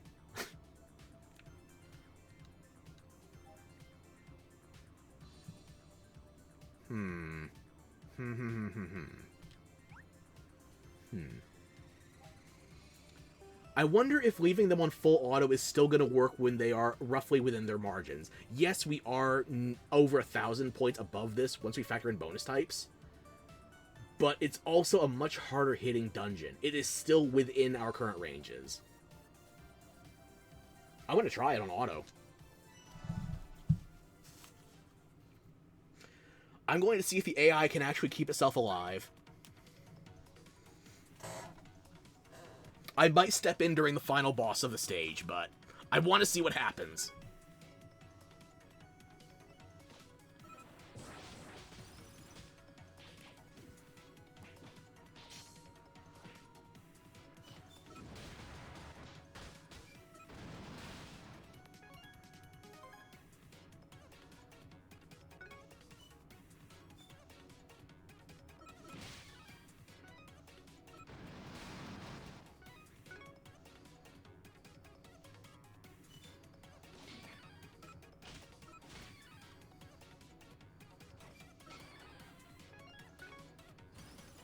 This Primeape can do some damage.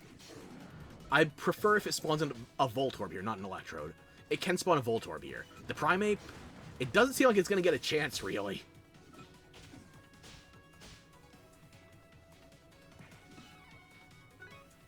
The Rhyhorn took more damage than it should have, but honestly, they're not doing bad.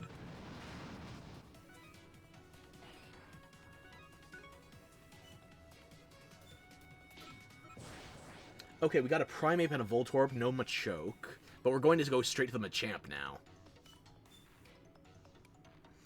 I will only interfere if I think you're going to lose. If I think you have a chance, I won't touch the controller. I believe in you. Temporarily.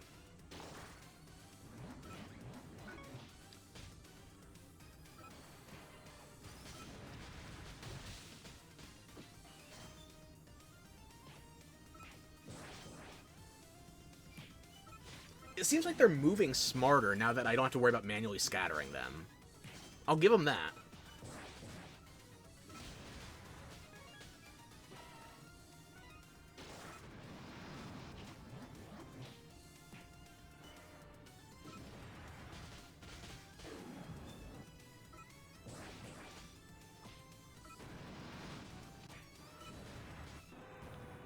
I'll be fucked.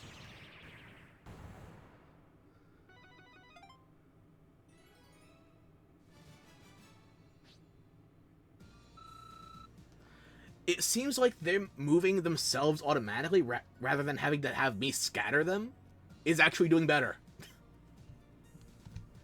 Guess what? Oh dear, should I be afraid? What?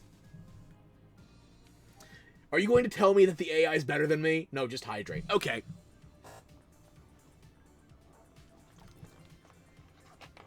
Internalize the fluids.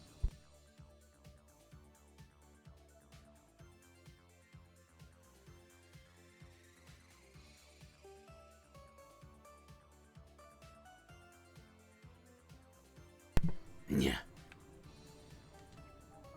And now back to camp.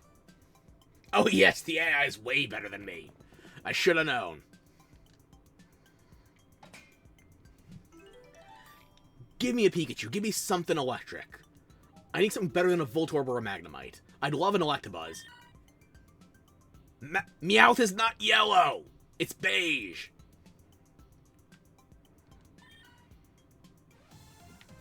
At least it has Fury Swipes. And a multi-socket. But yeah, as you can see here, that's my shiny Geodude hanging out. I wonder if my shiny Rhyhorn is out here as well. Oh, there he is. I have 2 shinies in Quest. And I've done this all free to play, by the way.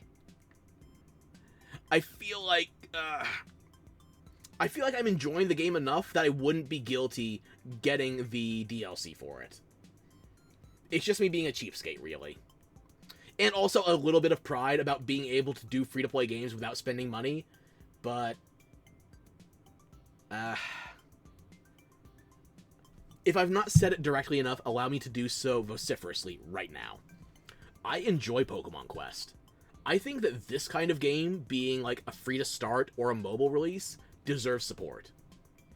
Much more than something like Unite or Masters or even TCG Pocket or Sleep.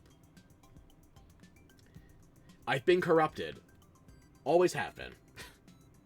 I already talked about how I spent money on Warframe. A free-to-play game that gives me enough entertainment can deserve the money. It's too late for me already. I did the same thing with Hearthstone as well. Although, Hearthstone, it held me captive for a lot longer. And I did spend money on it more than once. If a game is sufficiently fun, whether it's free-to-play or not, if it deserves the money, I'll give it the money. The question is whether or not I have the money right now. Because I just spent $300 on new RAM. I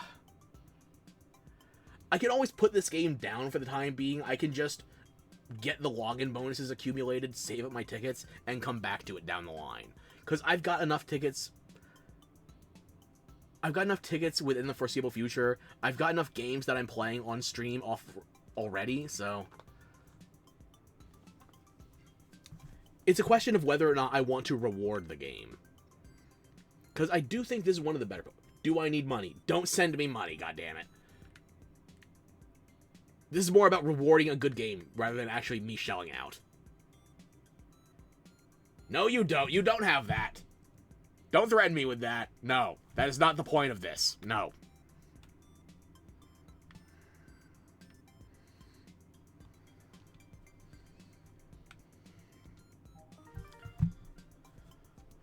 Did it change the value on refreshing that versus... Yeah, charging the battery is the same whether you have 1 slot or 5 slots or 6 slots, by the way. Because I got that Mewtwo Arch, this starts at 05. it could be 06 because of, you know, the Mewtwo decoration. And if I had those extra, I think it's an extra 3 or 4 charges from the DLC, it could be up to a 10. But what if you did, though? You don't have to. Don't bother with the hypothetical. Don't worry about it. I'm going to look up a recipe, actually, because there has to be a good way to do higher odds electric types.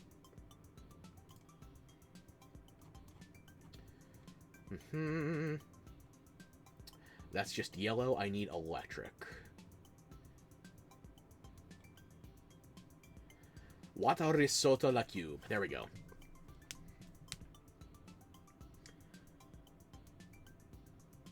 Oh, Jolteon is not available because it's an evolution. That's right. There's only 4...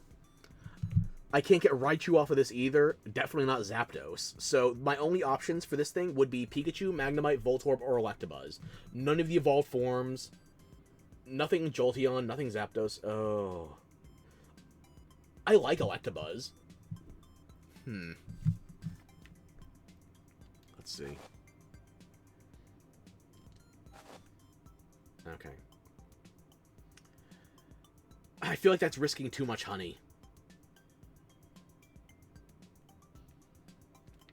I'm gonna commit it.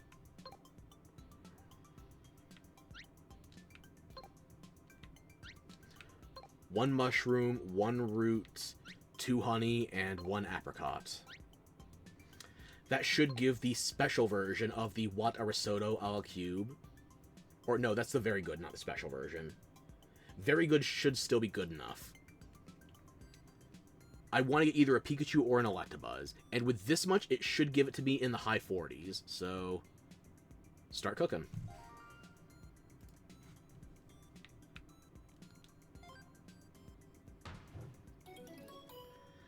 It'll take 6 expeditions before that's done. God damn, that's a full charge on my current battery.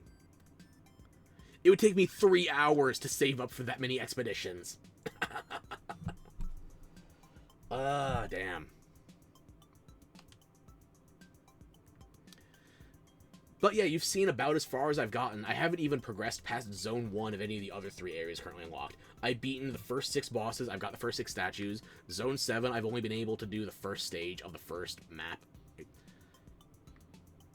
Also, I'm just checking around in case anybody else showed up with an exclamation mark, because you can attract multiple Pokemon per meal, but you only get the notification for 1 immediately. So, keep your eyes peeled. That's enough of that. As I said before, I'm enjoying Quest. I like the game enough that I feel guilty not giving it money. Versus so many other free-to-play games, especially free-to-play Pokemon games, where I feel like they charge too much for too little. And even playing free-to-play, I feel like I'm getting ripped off, so. That's the best endorsement I can give it. Pokemon Quest makes me feel like I owe it something. As opposed to... I don't even think I have Pokemon Unite installed on this. Maybe I do. I'm not going to go looking for it, though. Pokemon Unite feels like a ripoff. Pokemon Cafe Remix feels like a ripoff. Pokemon Quest feels fair. And I want to give a chance to Pokemon Friend, which...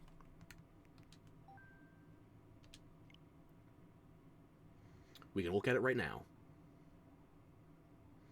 Would it be on the front page as featured? There it is, okay. I don't know if this is gonna be worth $34 USD. Like, these are very simple puzzle games. These are meant to be, like, daily brain teasers, basically. And it's all for the sake of gathering plushies to decorate, like, Animal Crossing Lite. The base game is $10 if you're on Switch. If you want to try it free on phones, you can do 1 batch of puzzles per day. The $10 version takes away the stamina system. And they have 2 packs of DLC on day 1. That feels wrong to me.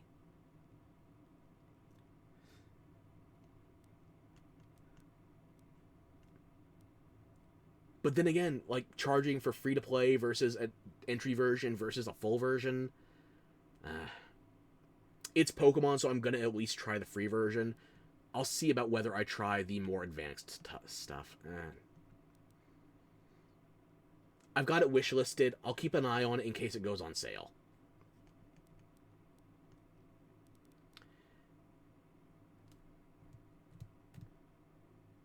It's a long way of me saying that Pokemon does still make some games that are worth trying. Like, the Presents, we reacted to that earlier. I want more info on Legends ZA. I want you to give me a good reason to go back to Scarlet and Violet and stop pretending that it's some kind of a graphical showcase. The Switch 2 version only bumps it up from a GameCube possibility to a Wii Why are they saying even sharper on the Switch 2 version? It doesn't look sharp to start with on the Switch 2 version, never mind on the original Switch 1 release. But I could bellyache about Nintendo nonstop. I could bellyache about Pokemon nonstop. Nobody hates Pokemon more than Pokemon fans. I have 20 years of experience doing that, goddammit. Or, at least since Black 2, White 2, I have at least 13 years experience hating Pokemon.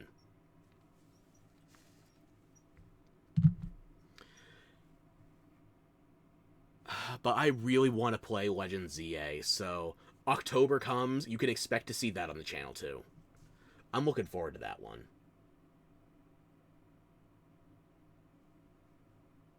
I just need more info. I need a reason to go back to Gen 9 with Scarlet and Violet. I need more info on Pokemon Champions as well. I'm not a competitive player, but I have friends that are, so if I'm going to prep their Pokemon for them, I need to know what's available within the Champion client. I like catching Pokemon, I like breeding Pokemon, but as far as like professionally fighting them, that's not my flavor of cockfighting.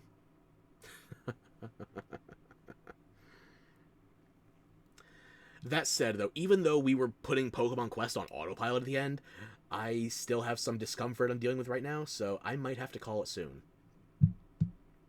We went over Pokemon Presents, we went over the trailer for Monster Hunter Flame Fate. Flame Fate, we will be playing Monster Hunter Wilds on Thursday.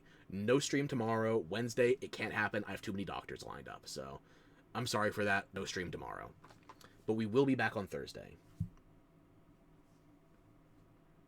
I'm gonna put the twink in a mesh shirt. Don't cry. It'll be worth it. Probably. You will have to watch me suffer as I struggle with Uthduna Arc-Tempered for a Gamma set I'm probably not even going to use. We should have info on the armor set soon enough, so we'll know whether or not it's worth grinding.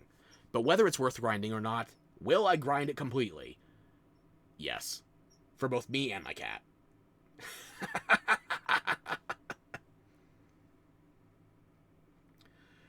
So yeah, I hope you had a good time looking at the Pokemon Presents and checking out a little bit of Pokemon Quest. One of the rare exceptions where I can say this is a Pokemon game that goes under the radar. People won't even notice this one because it was digital only. And I would prefer if it had physical release, but it also has a free-to-start model, so I understand why, again. Just sell me the game up front in a box. I know I play a lot of stuff on Steam, but I still like physical games. If I get Legends ZA, I'm going to actually have to go outside and pick up a physical cartridge in my hand. Like a primate.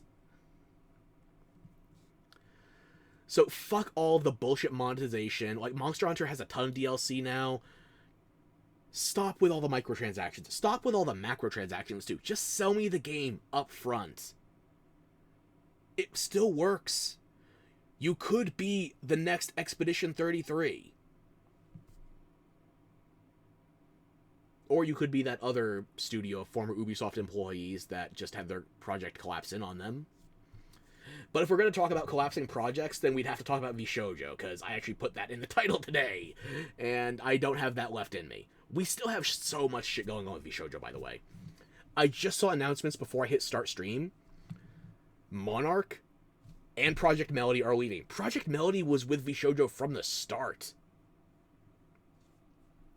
Like, Henya's going to do some kind of discussion on it. Kuro's going to do some kind of discussion on it. Kason sounds betrayed. Like, after she got screwed in her past life, Henya's gonna... Oh, my God. Henya's taking it like a champ. I don't know how that little kettle that can is still chugging along.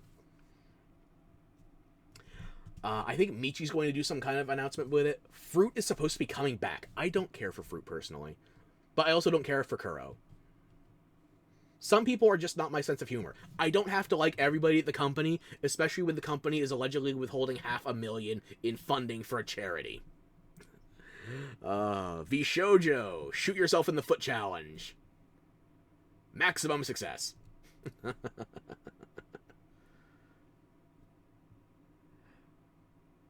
It's revenge for making my Oshi go independent again, and then she went to Mythic anyway. But still. Vengeance for Silvervale? No, just V-Shoujo self-destructing, goddamn. But yeah, I don't have any new info on that. If you want to check out the V-Shoujo situation, I recommend you check out Mousie's video. I'll pull you up the HTML.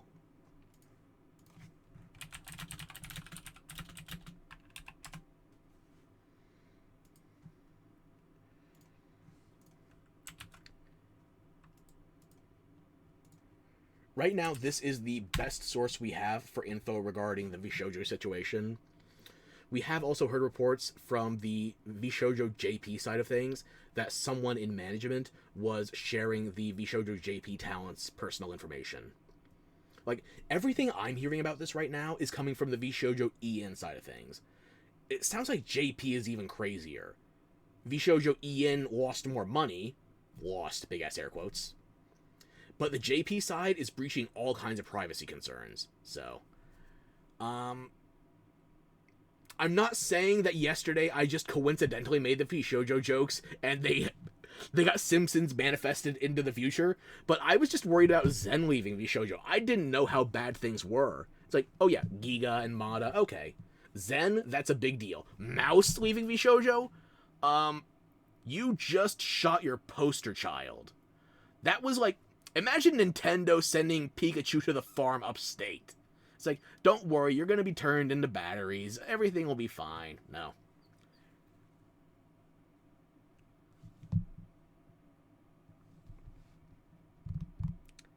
I do not envy anybody that wanted to be in V-Shoujo right now, because actually, maybe this is a good note to close on. Hang on.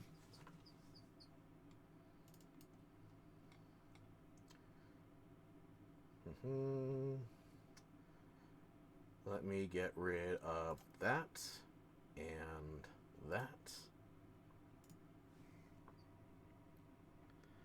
I think I still have this on here, surely.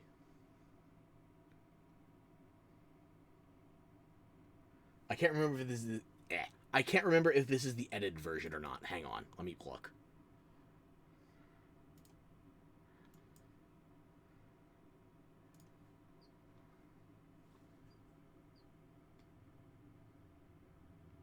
Video player large.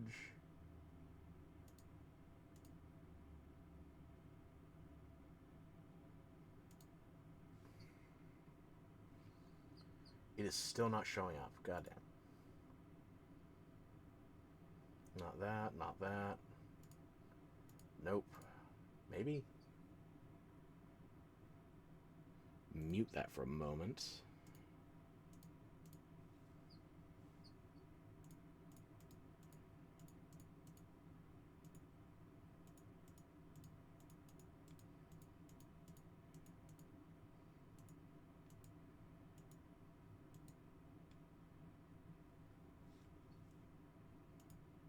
This is not the edited version. No, okay. Let me close out of that, see if I have this saved anywhere else with the actual proper version.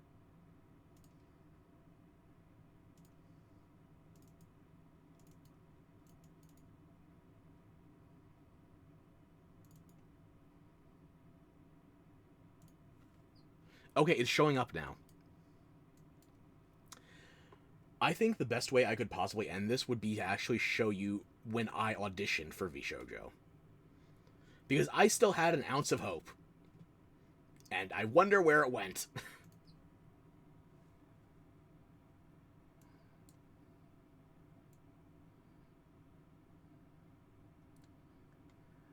I'll set that to... Let me know if it's too loud or not loud enough. Take two, bitches!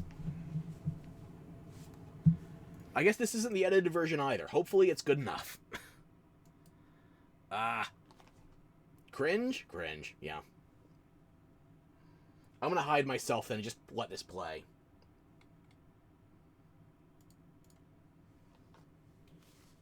Take two, bitches!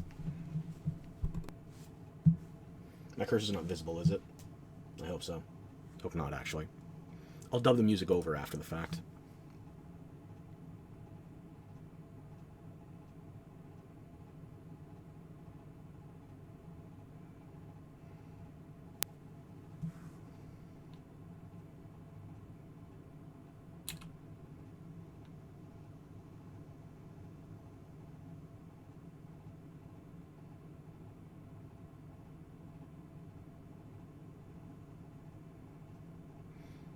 No.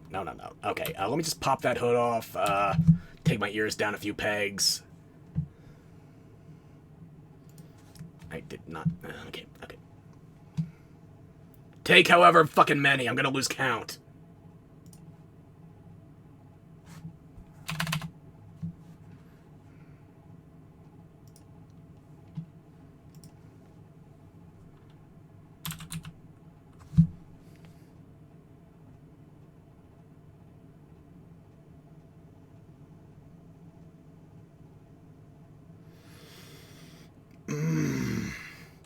Well, I don't think Omnis is going to help me here. Let me just pop that hood off, take the ears down to half mast. That gets longer? Oh yeah, it does. I'm Ferox Crystalism, but you can just call me Chris if so inclined. This form is a newcomer, but I've been creating off and on for some years with different crews. Recently I decided to strike out on my own, which is why I'm now peeking through the door to Vishojo. Totally coherent. Next thing you know, I'll be chugging hot sauce while lounging in the AC.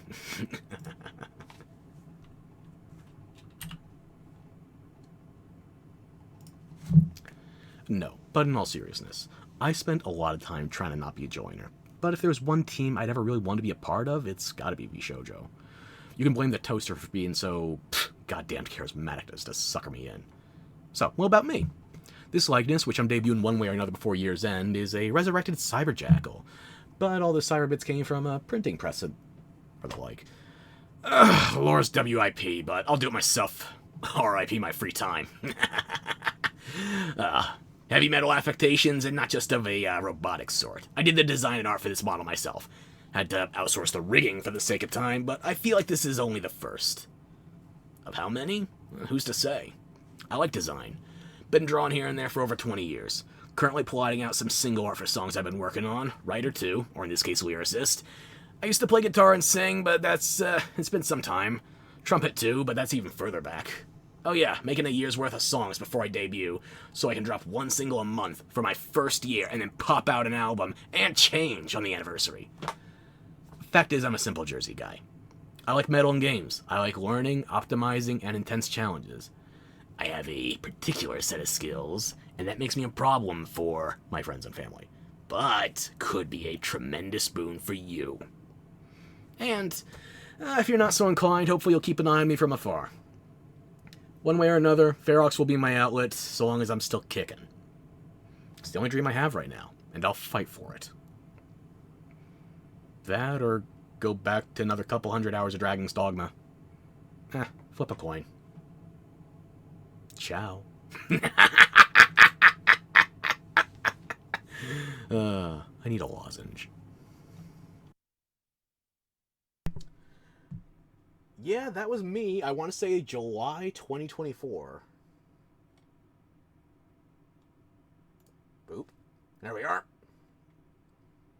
Don't need that anymore. Obviously, I had that video properly cut and edited before I submitted the audition, but I can't find that right now, so. That was when I still had an ounce of hope for Vishojo. That was me before I debuted this model. I was still fixing things. It's not exactly fully functional now, but you catch my drift, right? Vishojo was the agency that fostered Myoshi, Silvervale. They still had some of my favorite talents in the forms of Zentreya, and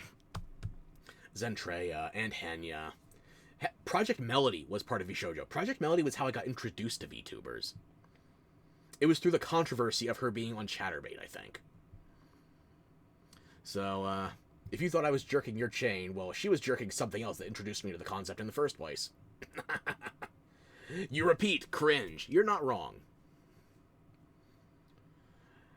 But yeah, I believed in VShojo well enough that last year, even before I debuted with this VTuber model, I tried submitting with them.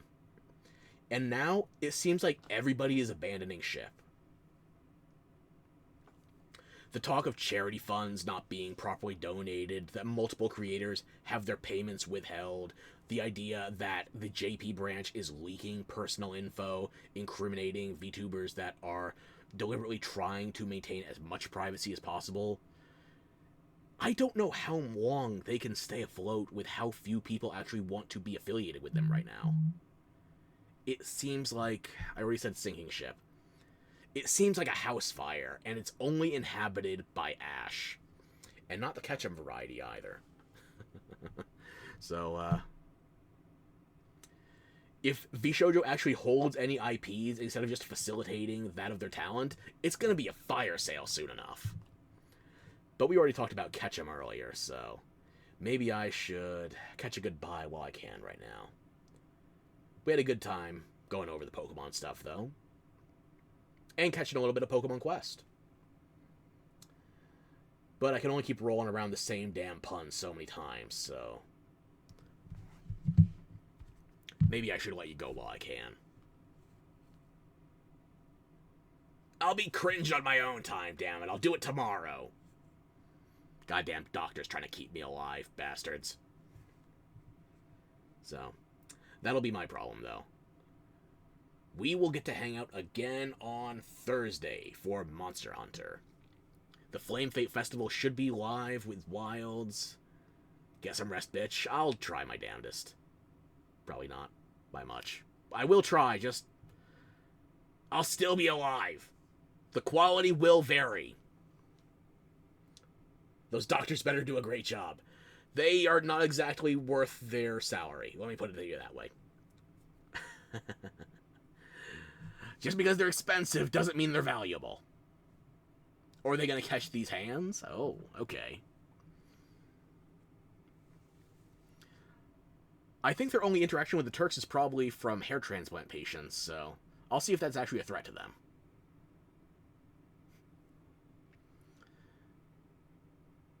So yeah, that's the game plan. I could keep yapping, I could keep just meandering in my thoughts, but my tongue is already tied enough, so let's tie a knot on this and call it for the day.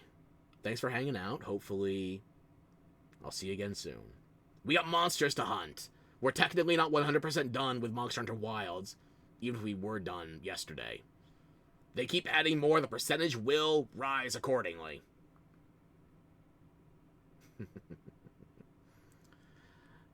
But we're going to rise to the occasion, even though it's not Monster Hunter Rise anymore. You know what?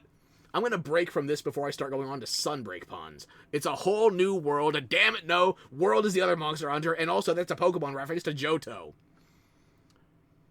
It's a whole new world we live in. I'm going to die of cringe, motherfucker.